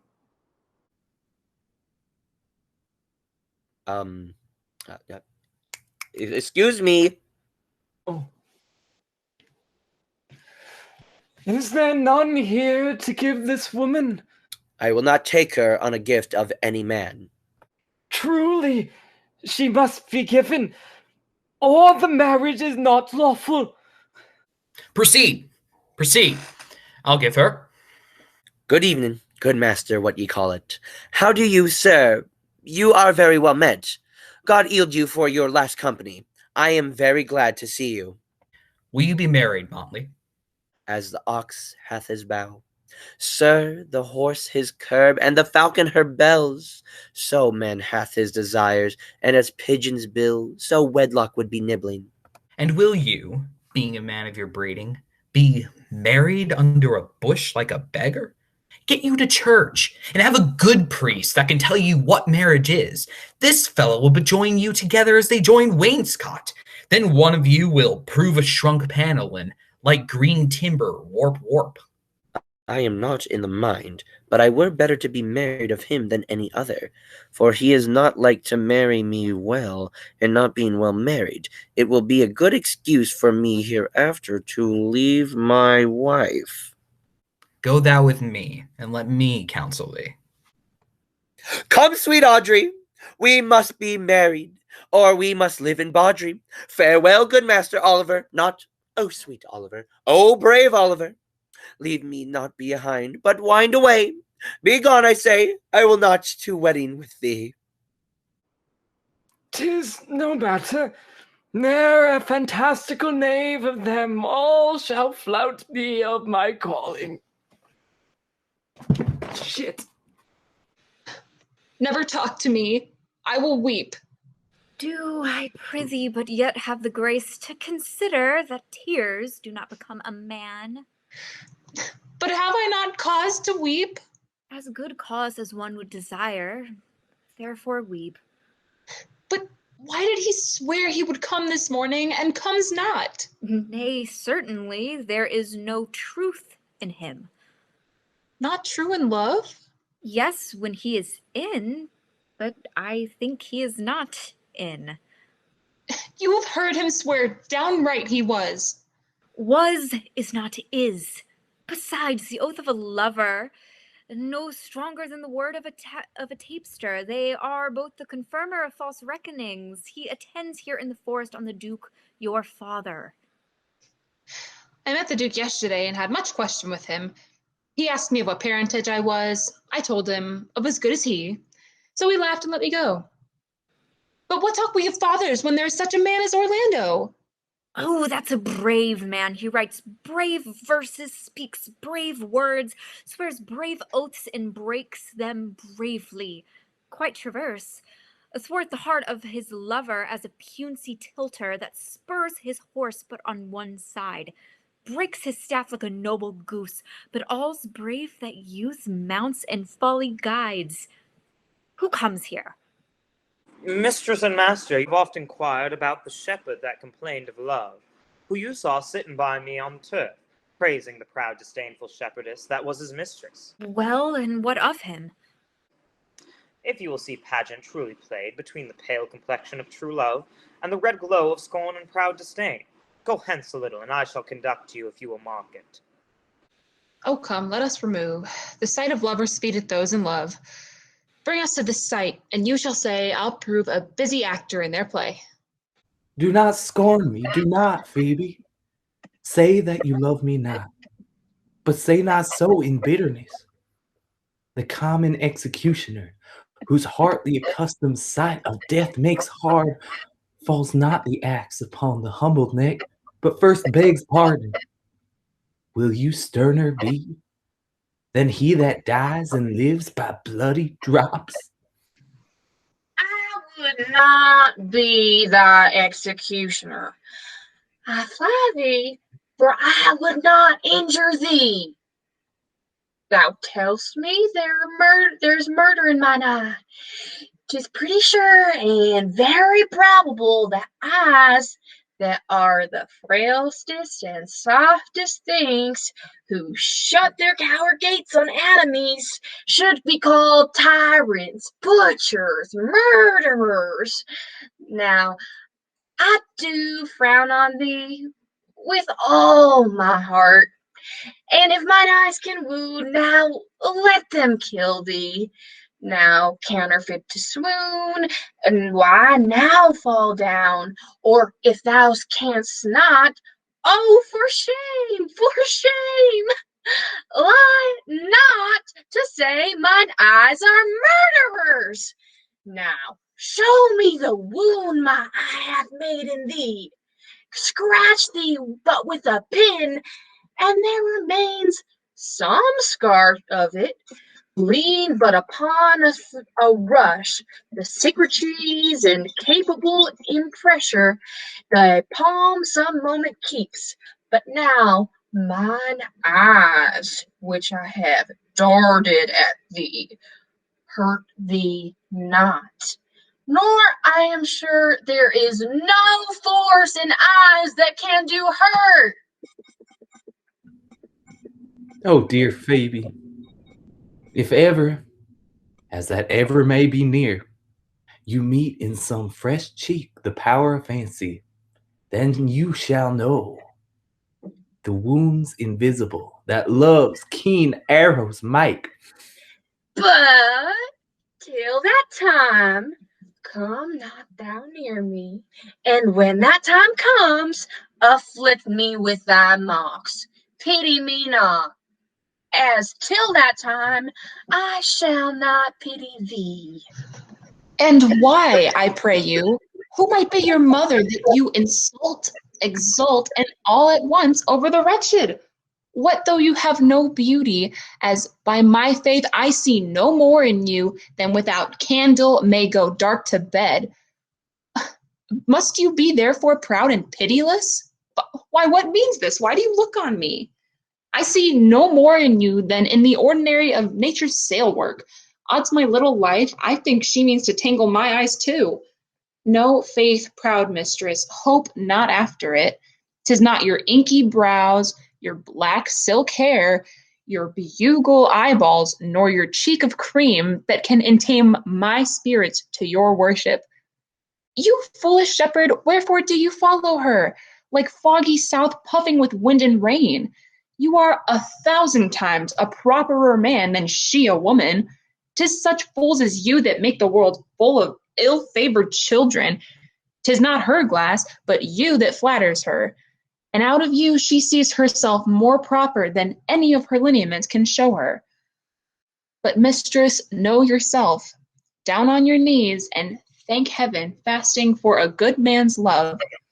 For I must tell you, friendly in your ear, sell when you can, you are not for all markets.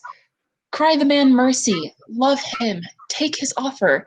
Foul is most foul, being foul to be a scoffer. So take her to thee, shepherd. Fare you well. Sweet youth, I pray you, chide a year together. I had rather hear you chide than this man woo. He's fallen in love with your foulness, and she'll fall in love with my anger. If it be so, as fast as she answers thee with frowning looks, I'll sauce her with bitter words. Why look you so upon me? For no ill will I bear. I pray you, do not fall in love with me, for I am falser than vows made in wine. Besides, I like you not. If you will know my house, 'tis at the tuft of olives, here hard by. Will you go, sister? Shepherd, ply her hard. Come, sister. Shepherdess, look on him better, and be not proud. Though all the world could see, none could be so abused in sight as he. Come to our flock. Dead shepherd, now I find thy sort of might. Whoever loved that loved not at first sight. Sweet Phoebe. Huh? What sayst thou, Silvius? Sweet Phoebe. Pity me. Why, I am sorry for thee, gentle Silvius. Wherever sorrow is, relief would be. If you do sorrow at my grief and love, by giving love your sorrow and my grief, we're both extermined. Thou hast my love. Is not that neighborly? I would have you. Why, that were covetousness, Silvius. The time was that I hated thee. And yet it is not that I bear thee love, but since that thou canst talk of love so well, thy company, which erst was irksome to me, I will endure. And I'll employ thee too, but do not look for further recompense than thine own gladness that thou art employed. So holy and so perfect is my love, and I in such a poverty of grace, that I shall think it a most plenteous crop to glean the broken ears after the man that the main harvest reaps. Loose now and then a scattered smile, and that I live upon. No, now the youth that spoke to me erewhile? Not very well, but I have met him oft. Think not I love him, though I ask for him. 'Tis but a peevish boy, yet he talks so well. But what care I for words? Yet words do well when he that speaks them pleases those that hear. It is pretty youth, not very pretty, but sure he's proud, and yet his pride becomes him. He'll make a proper man. The best thing in him is his complexion, and faster than his tongue did make offenses, did heal it up.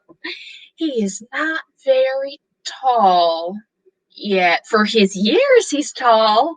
His legs is but so, and yet as well. There was a pretty redness in his lip, a little riper and a more lusty red than mixed in his cheek. 'Twas just the difference between the constant red and the mingled damask.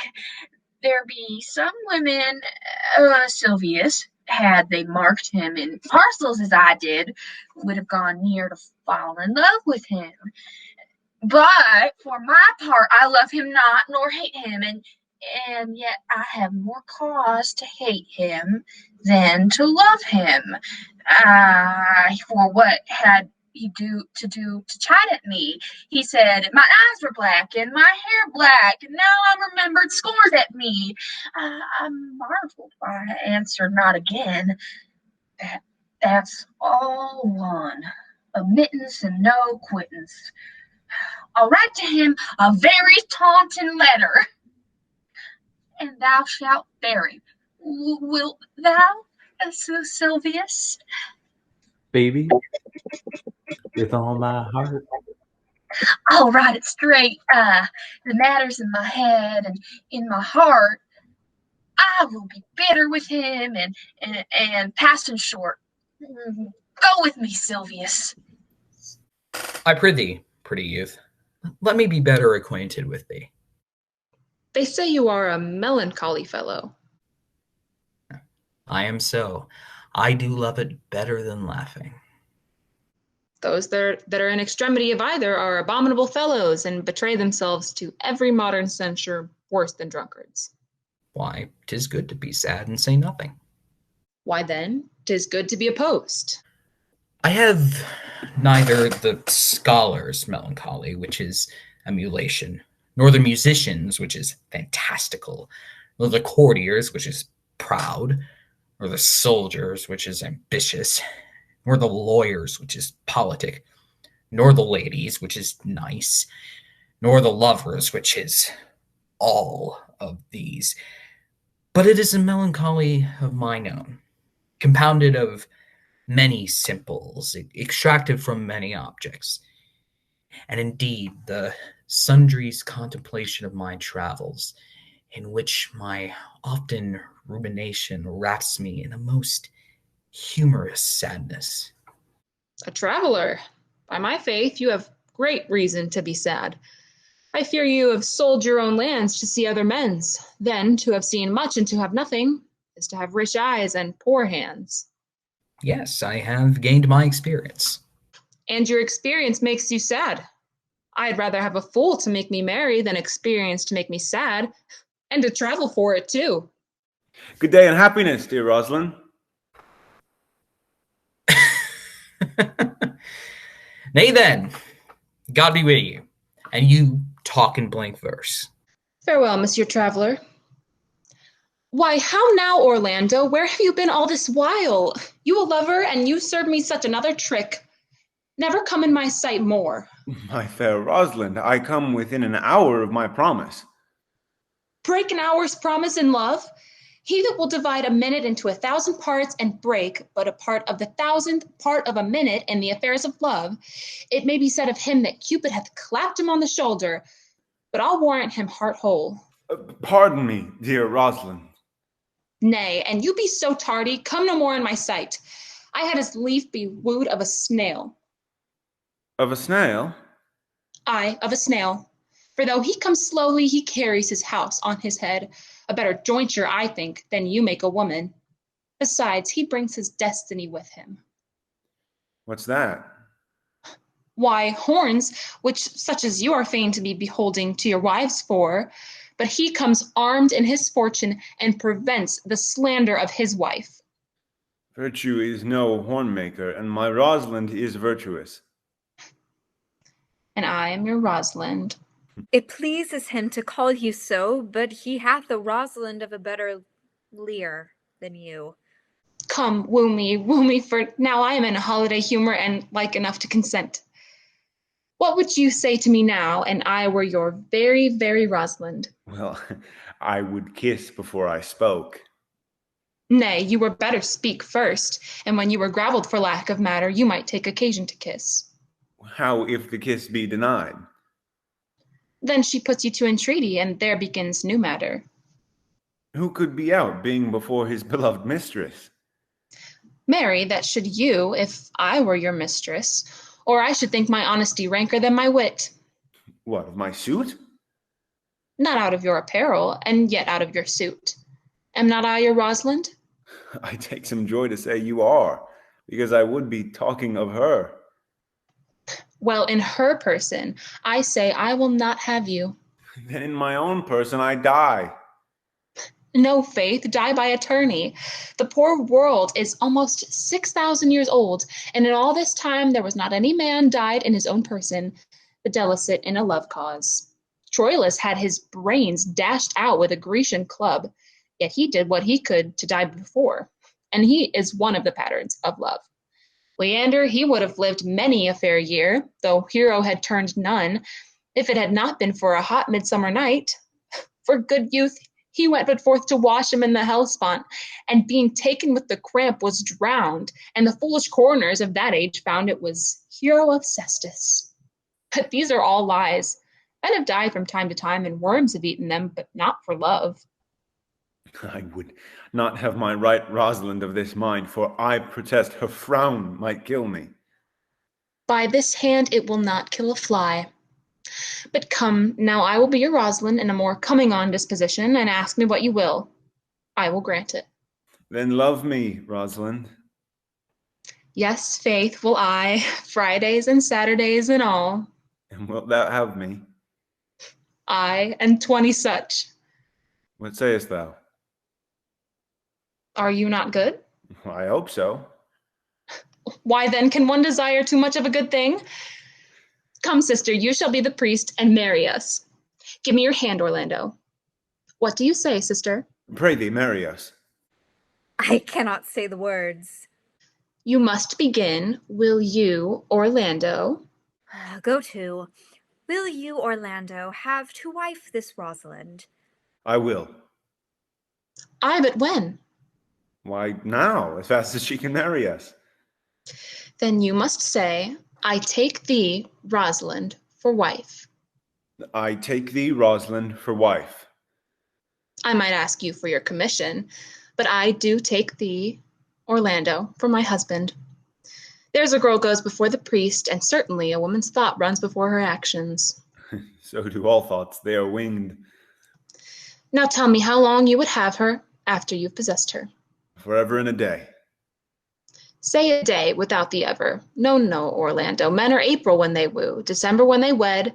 Maids are May when they are maids, but the sky changes when they are wives. I will be more jealous of thee than a Barbary cock-pigeon over his hen, more clamorous than a parrot against rain, more newfangled than an ape, more giddy in my desires than a monkey. I will weep for nothing, like Diana in the fountain, and I will do that when you are disposed to be merry. I will laugh like a hyena, and that when thou art inclined to sleep. But will my Rosalind do so? By my life, she will do as I do. Oh, but she is wise. Or else she could not have the wit to do this. A man that had a wife with such a wit, he might say, wit whither wilt? Nay, you might keep that check for it till you met your wife's wit going to your neighbor's bed. And what wit could wit have to excuse that? Marry, to say she came to seek you there. You shall never take her without her answer. Oh, that woman cannot make her fault her husband's occasion. Let her never nurse her child herself, for she will breed it like a fool. For these 2 hours, Rosalind, I will leave thee. Alas, dear love, I cannot lack thee 2 hours. I must attend the Duke at dinner. By 2 o'clock, I'll be with thee again. Ay, go your ways, go your ways. I knew what you would prove. My friends told me as much, and I thought no less. That flattering tongue of yours won me. 'Tis but one cast away, and so come death. 2 o'clock is your hour? Aye, sweet Rosalind.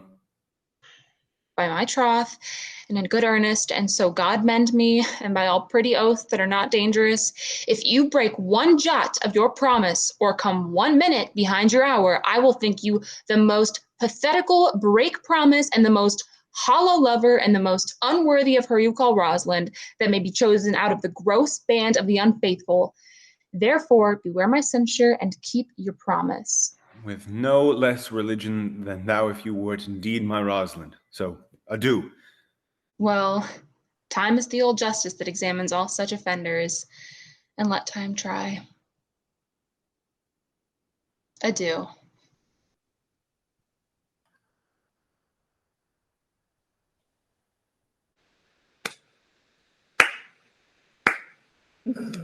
You have simply misused our sex in your love prate. We must have your doublet and hose plucked over your head, and show the world what the birth hath done to her own nest. Oh, cuz, my pretty little cuz, that thou didst know how many fathom deep I am in love. But it cannot be sounded. My affection hath an unknown bottom, like the Bay of Portugal. Or rather bottomless, that as fast as your pour affection in, it runs out. No, that same wicked bastard of Venus that was begot of thought, conceived of spleen and born of madness, that blind rascally boy that abuses everyone's eyes because his own are out, let him be judge how deep I am in love. I'll tell thee, Aliana, I cannot be out of the sight of Orlando.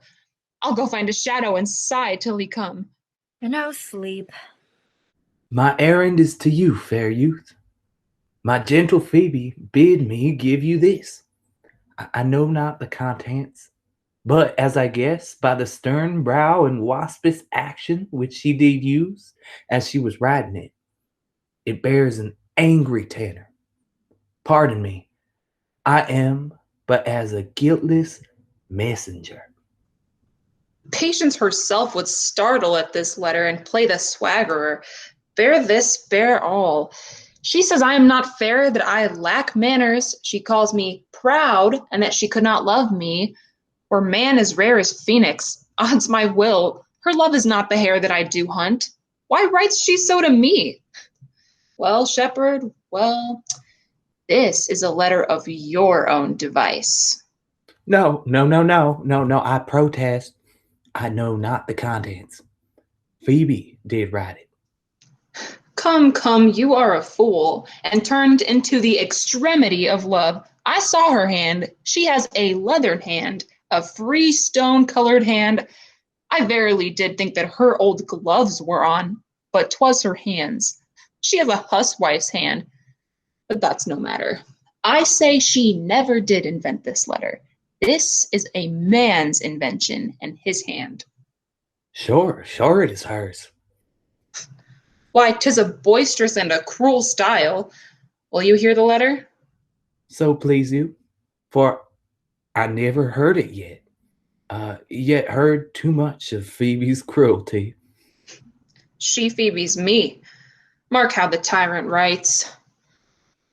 Art thou God to shepherd turned, that a maiden's heart hath burned? Can a woman rail thus? Call you this railing? Why, thy Godhead laid apart, warrest thou with a woman's heart. Did you ever hear such railing?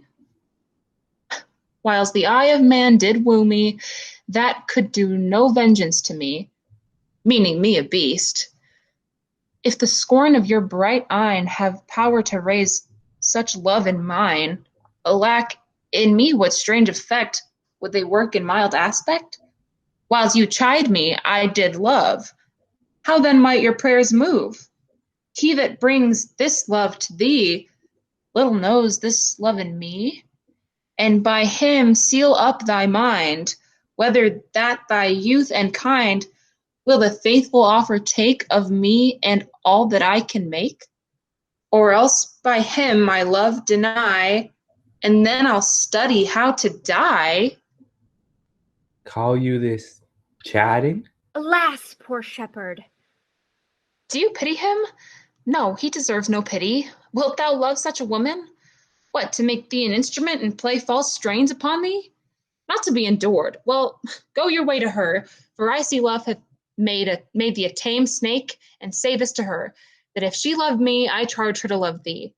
If she will not, I will never have her unless thou entreat her for her.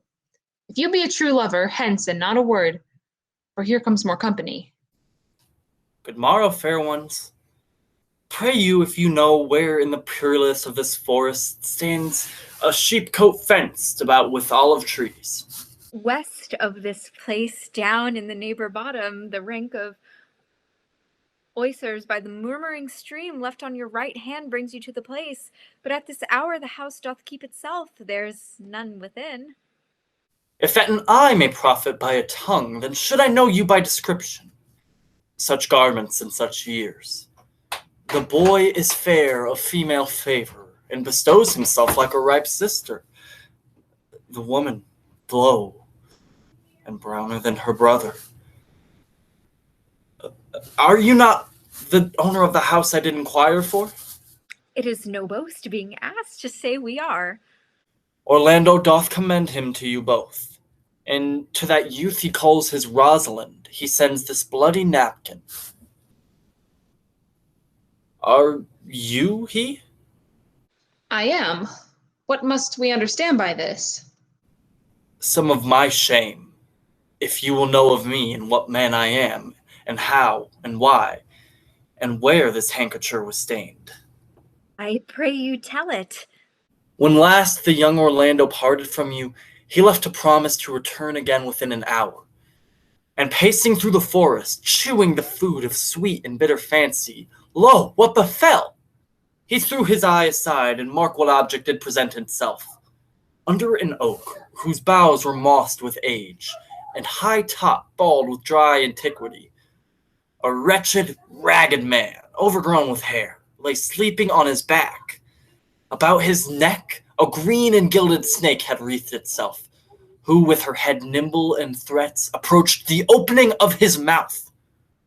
But suddenly, seeing Orlando, it unlinked itself, and with indented glides did slip away into a bush, under which bush's shade a lioness, with udders all drawn dry, lay crouching, head on ground, with cat-like watch, when that the sleeping man should stir. For 'tis the royal disposition of that beast to prey on nothing that doth seem as dead. This seen, Orlando did approach the man, and found it was his brother, his elder brother. Oh, I have heard him speak of that same brother, and he did render him the most unnatural that ever lived amongst men. And well he might do so, for well I know he was unnatural. But to Orlando, did he leave him there, food to the sucked and hungry lioness?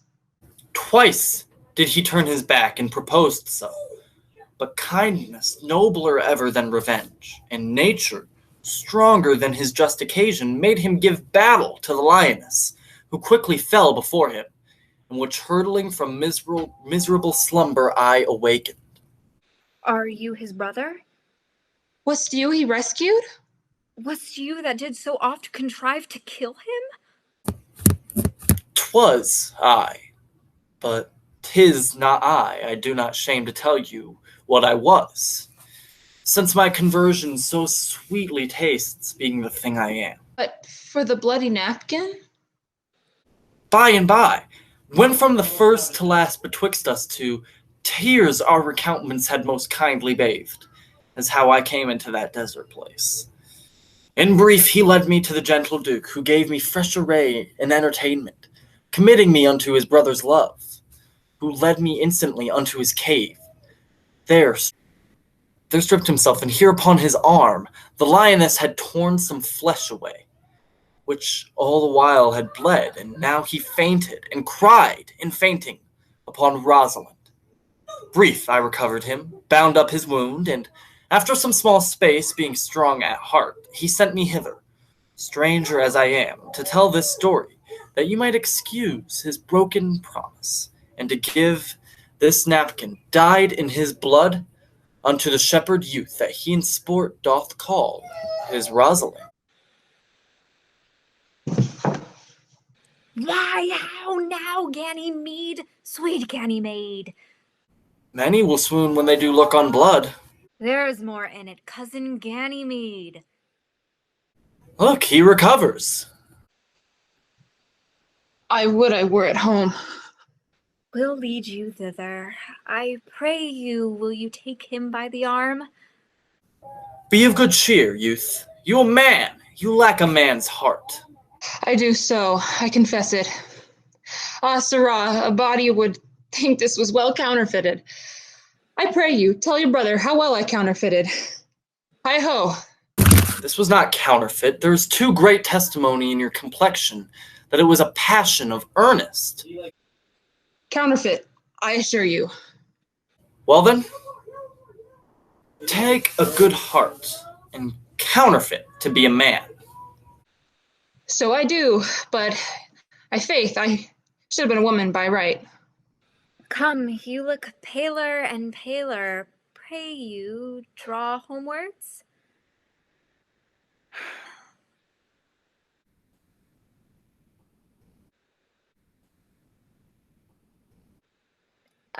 Good sir, go with us. That will I, for I must bear answer back how you excuse my brother, Rosalind. I shall devise something, but I pray you, commend my counterfeiting to him. Will you go? We shall find a time, Audrey. Patience, gentle Audrey. Faith, the priest was good enough, for all the old gentleman's saying. A most wicked Sir Oliver. Audrey, a most vile Martext. But Audrey, there is a youth here in the forest lays claim to you. I know who 'tis. He hath no interest in me in the world. Here comes the man, you mean. It is the meat and drink to me to see a clown. By my troth, we that have good wits have much to answer for. We shall be flouting. We cannot hold. Good even, Audrey. God ye good even, William. Good even to you too, sir. Good even, gentle friend. Cover thy head, cover thy head. Nay, prithee be covered. How old are you, friend? 25, sir.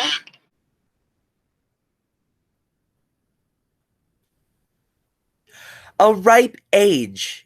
Is thy name William? Will, I am, sir. A fair name. Was born in the forest here? Aye, sir. I thank God. Thank God. A good answer. Art rich? Faith, sir. So. So is good. Very good. Very excellent good. And yet it is not. It is but so. Art thou wise? Aye, sir. I have a pretty wit. Why thou sayest well. I do now remember a saying, the fool doth think he is wise, but the wise man knows himself to be a fool. You do love this maid? I do, sir. Give me your hand. Art thou learned? No, sir. Then learn this of me. To have is to have, for it is a figure in rhetoric that drink and poured out of a cup into a glass. By filling the one doth empty the other. For all your writers do consent that Ips is he. Now you are not Ips, for I am he. Which he, sir? He, sir, that must marry this woman. Therefore, you clown, abandon, which is in the vulgar leave, the society, which in the bourge is company, of this female, which is in the common is woman, which together is abandon the society of this female, or clown thou perishest, or to thy better understanding diest, or to which I kill thee, make thee away, translate thy life into death, thy liberty into bondage, I will deal in poison with thee, or in bastinado, or in steel. I will bend thee with thee in affection. I will o'errun thee with policy. I will kill thee 150 ways. Therefore tremble and depart. Do, good William. God rest you, merry sir.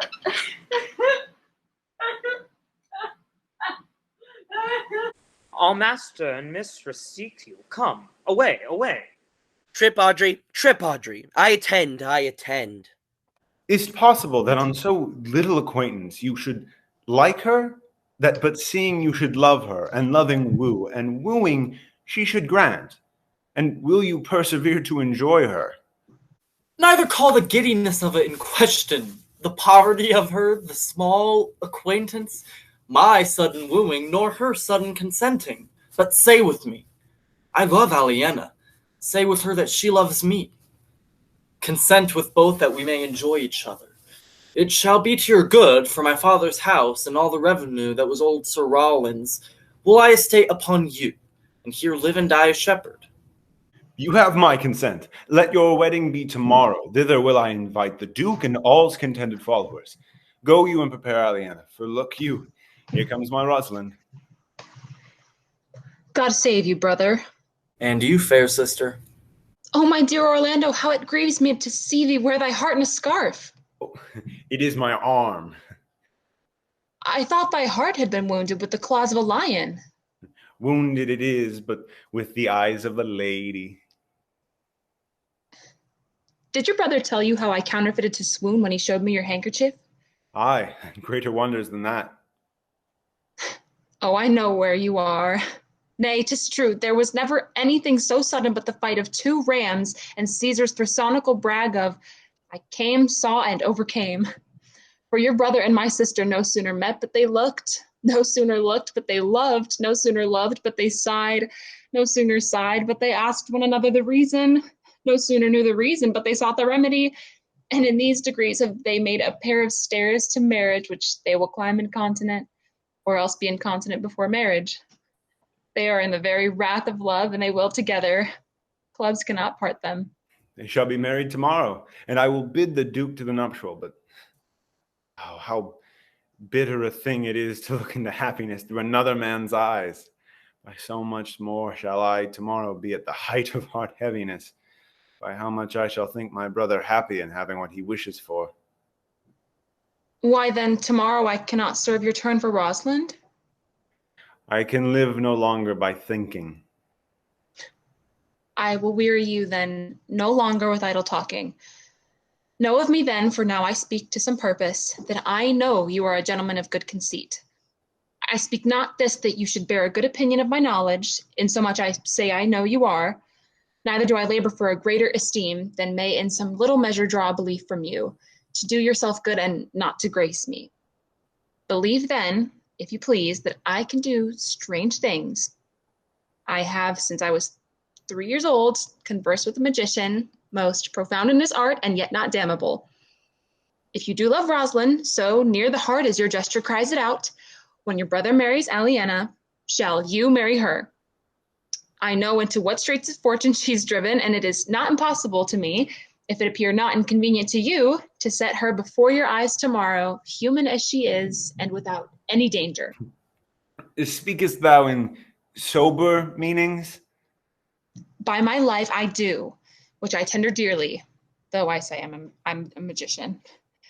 Therefore put you in your best array, bid your friends, for if you will be married tomorrow, you shall, and to Rosalind, if you will. Look, here comes a lover of mine and a lover of hers. Youth, you've done me much in gentleness to show the letter that I writ to you. I care not if I have. It is my study to seem despiteful and ungentle to you. You are there followed by a faithful shepherd. Look upon him, love him. He worships you. Good shepherd, Tell this youth what 'tis to love. It is to be all made of sighs and tears, and so am I for Phebe. And I for Ganymede. And I for Rosalind. And I for no woman. It is to be all made of faith and service, and Phebe. And I for Ganymede. And I for Rosalind. And I for no woman. It is to be all made of fantasy, all made of passion, and all made of wishes, all adoration, duty, and observance, all humbleness, all patience, all impatience, all purity, all trial, all observance. And so am I for Phebe. And I for Sylvia. I for Ganymede. And so am I for Rosalind. And so am I for no woman.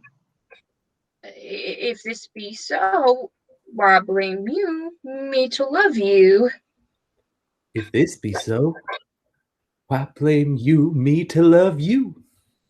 If this be so, why blame you me to love you? Who do you speak to? Oh, to her that is not here, nor doth not hear.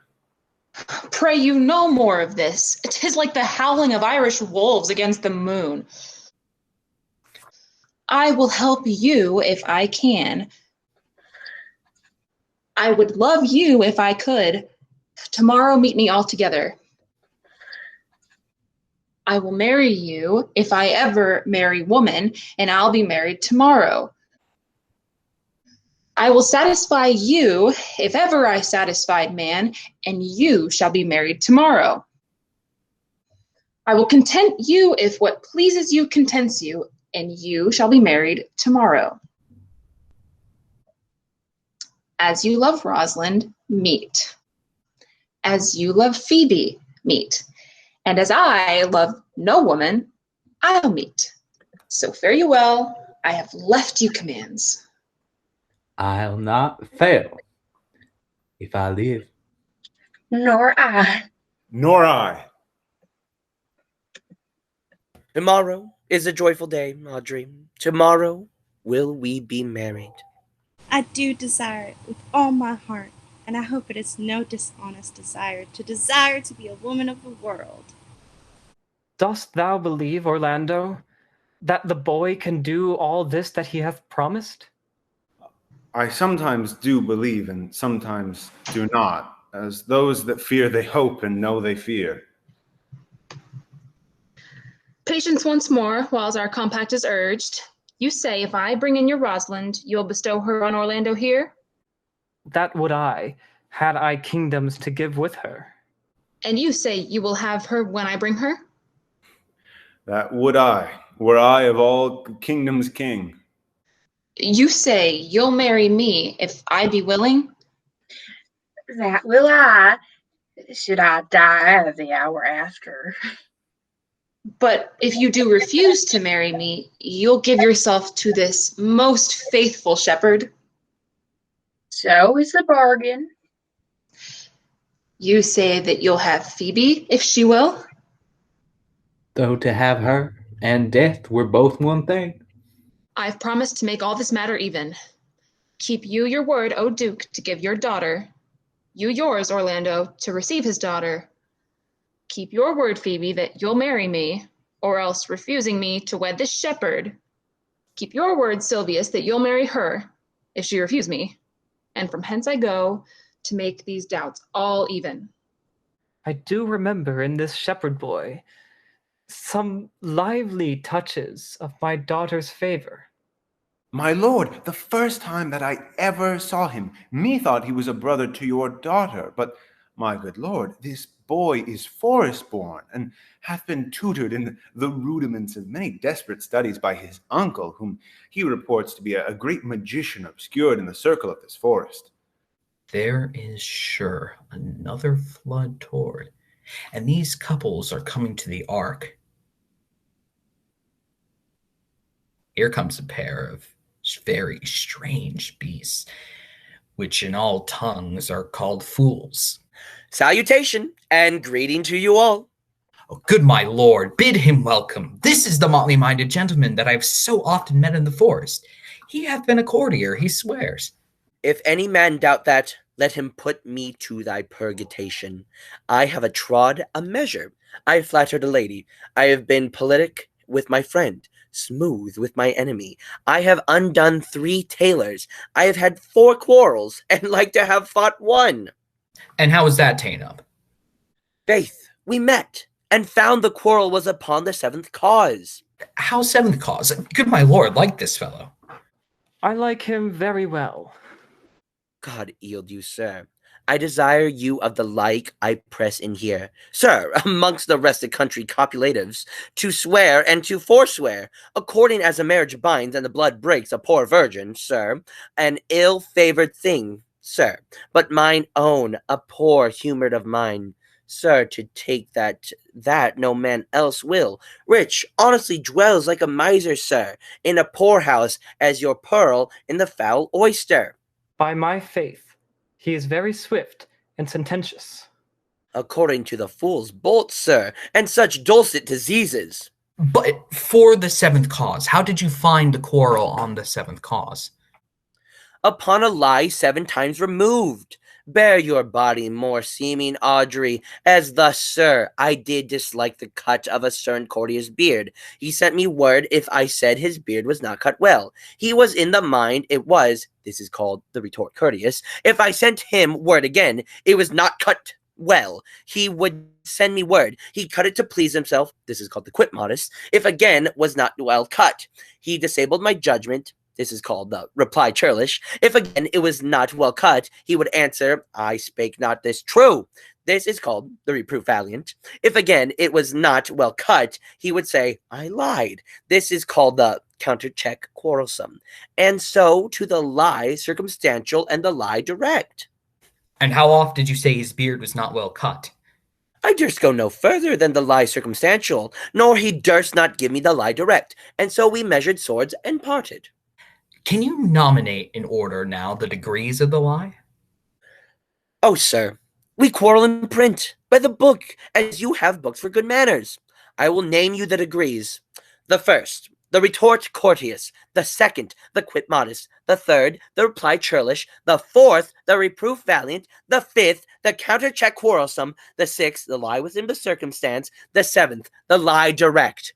All these you may avoid, but the lie direct, and you may avoid that too, with an if.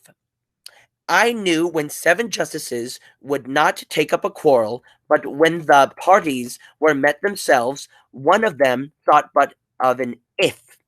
As if you said so, then I said so. And they shook hands and swore, brothers, your if is the only peacemaker. Much virtue in if. Is this not a rare fellow, my lord? He's as good at anything, and yet a fool. He uses his folly like a stalking horse, and under the presentation of that he shoots his wit. Good Duke, receive thy daughter.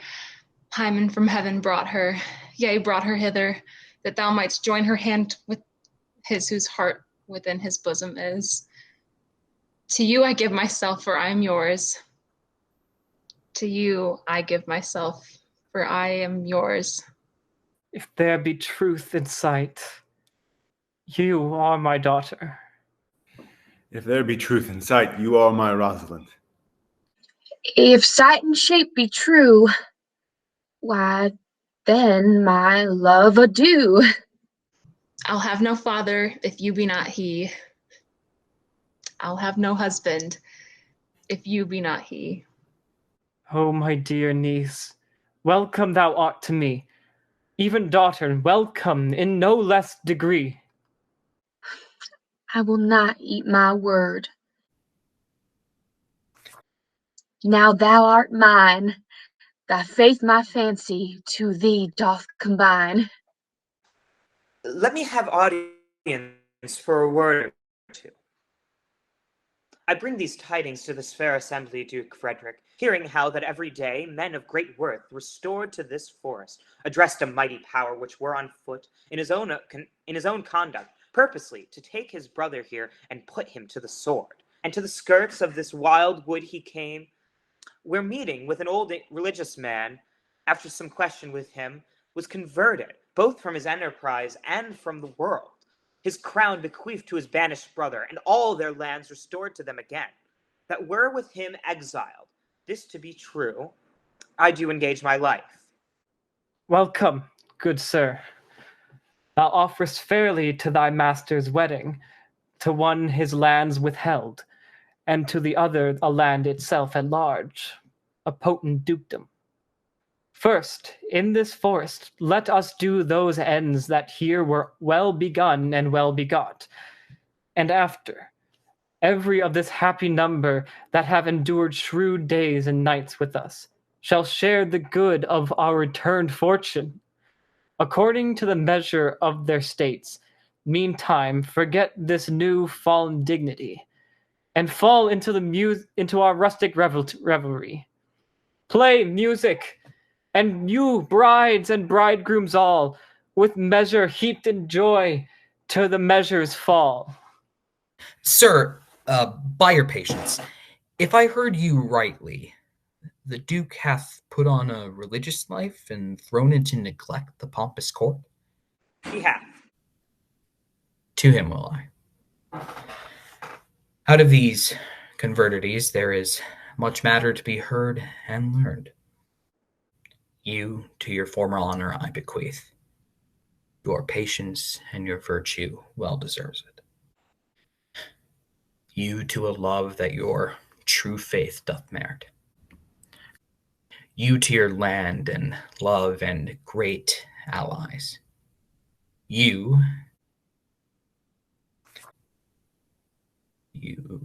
to a long and well-deserved bed. And you to wrangling, for thy loving voyage is but for 2 months victualled. So, to your pleasures. I am for other than for dancing measures. Stay, Jaques, stay. To see no pastime.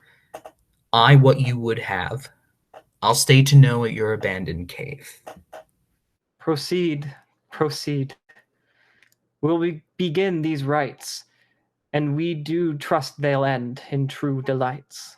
It is not the fashion to see the lady the epilogue, but it is no more unhandsome than to see the lord the prologue. If it be true that good wine needs no bush, 'tis true that a good play needs no epilogue. Yet to good wine they do use good bushes, and a good play proves the better by the help of good epilogues. What a case am I in, then, that am neither a good epilogue, nor cannot insinuate with you in the behalf of a good play? I'm not a beggar. I'm not furnished like a beggar, therefore to beg will not become me. My way is to conjure you, and I'll begin with the women. I charge you, O women, for the love you bear to men, to like as much of this play as please you. And I charge you, O men, for the love you bear to women, as I perceive by your simpering, none of you hates them. That between you and the women, the play may please. If I were a woman, I would kiss as many of you as had beards that pleased me, complexions that liked me, and breaths that I defied not. And I am sure as many as have good beards or good faces or sweet breaths will, for my kind offer, when I make curtsy, bid me farewell.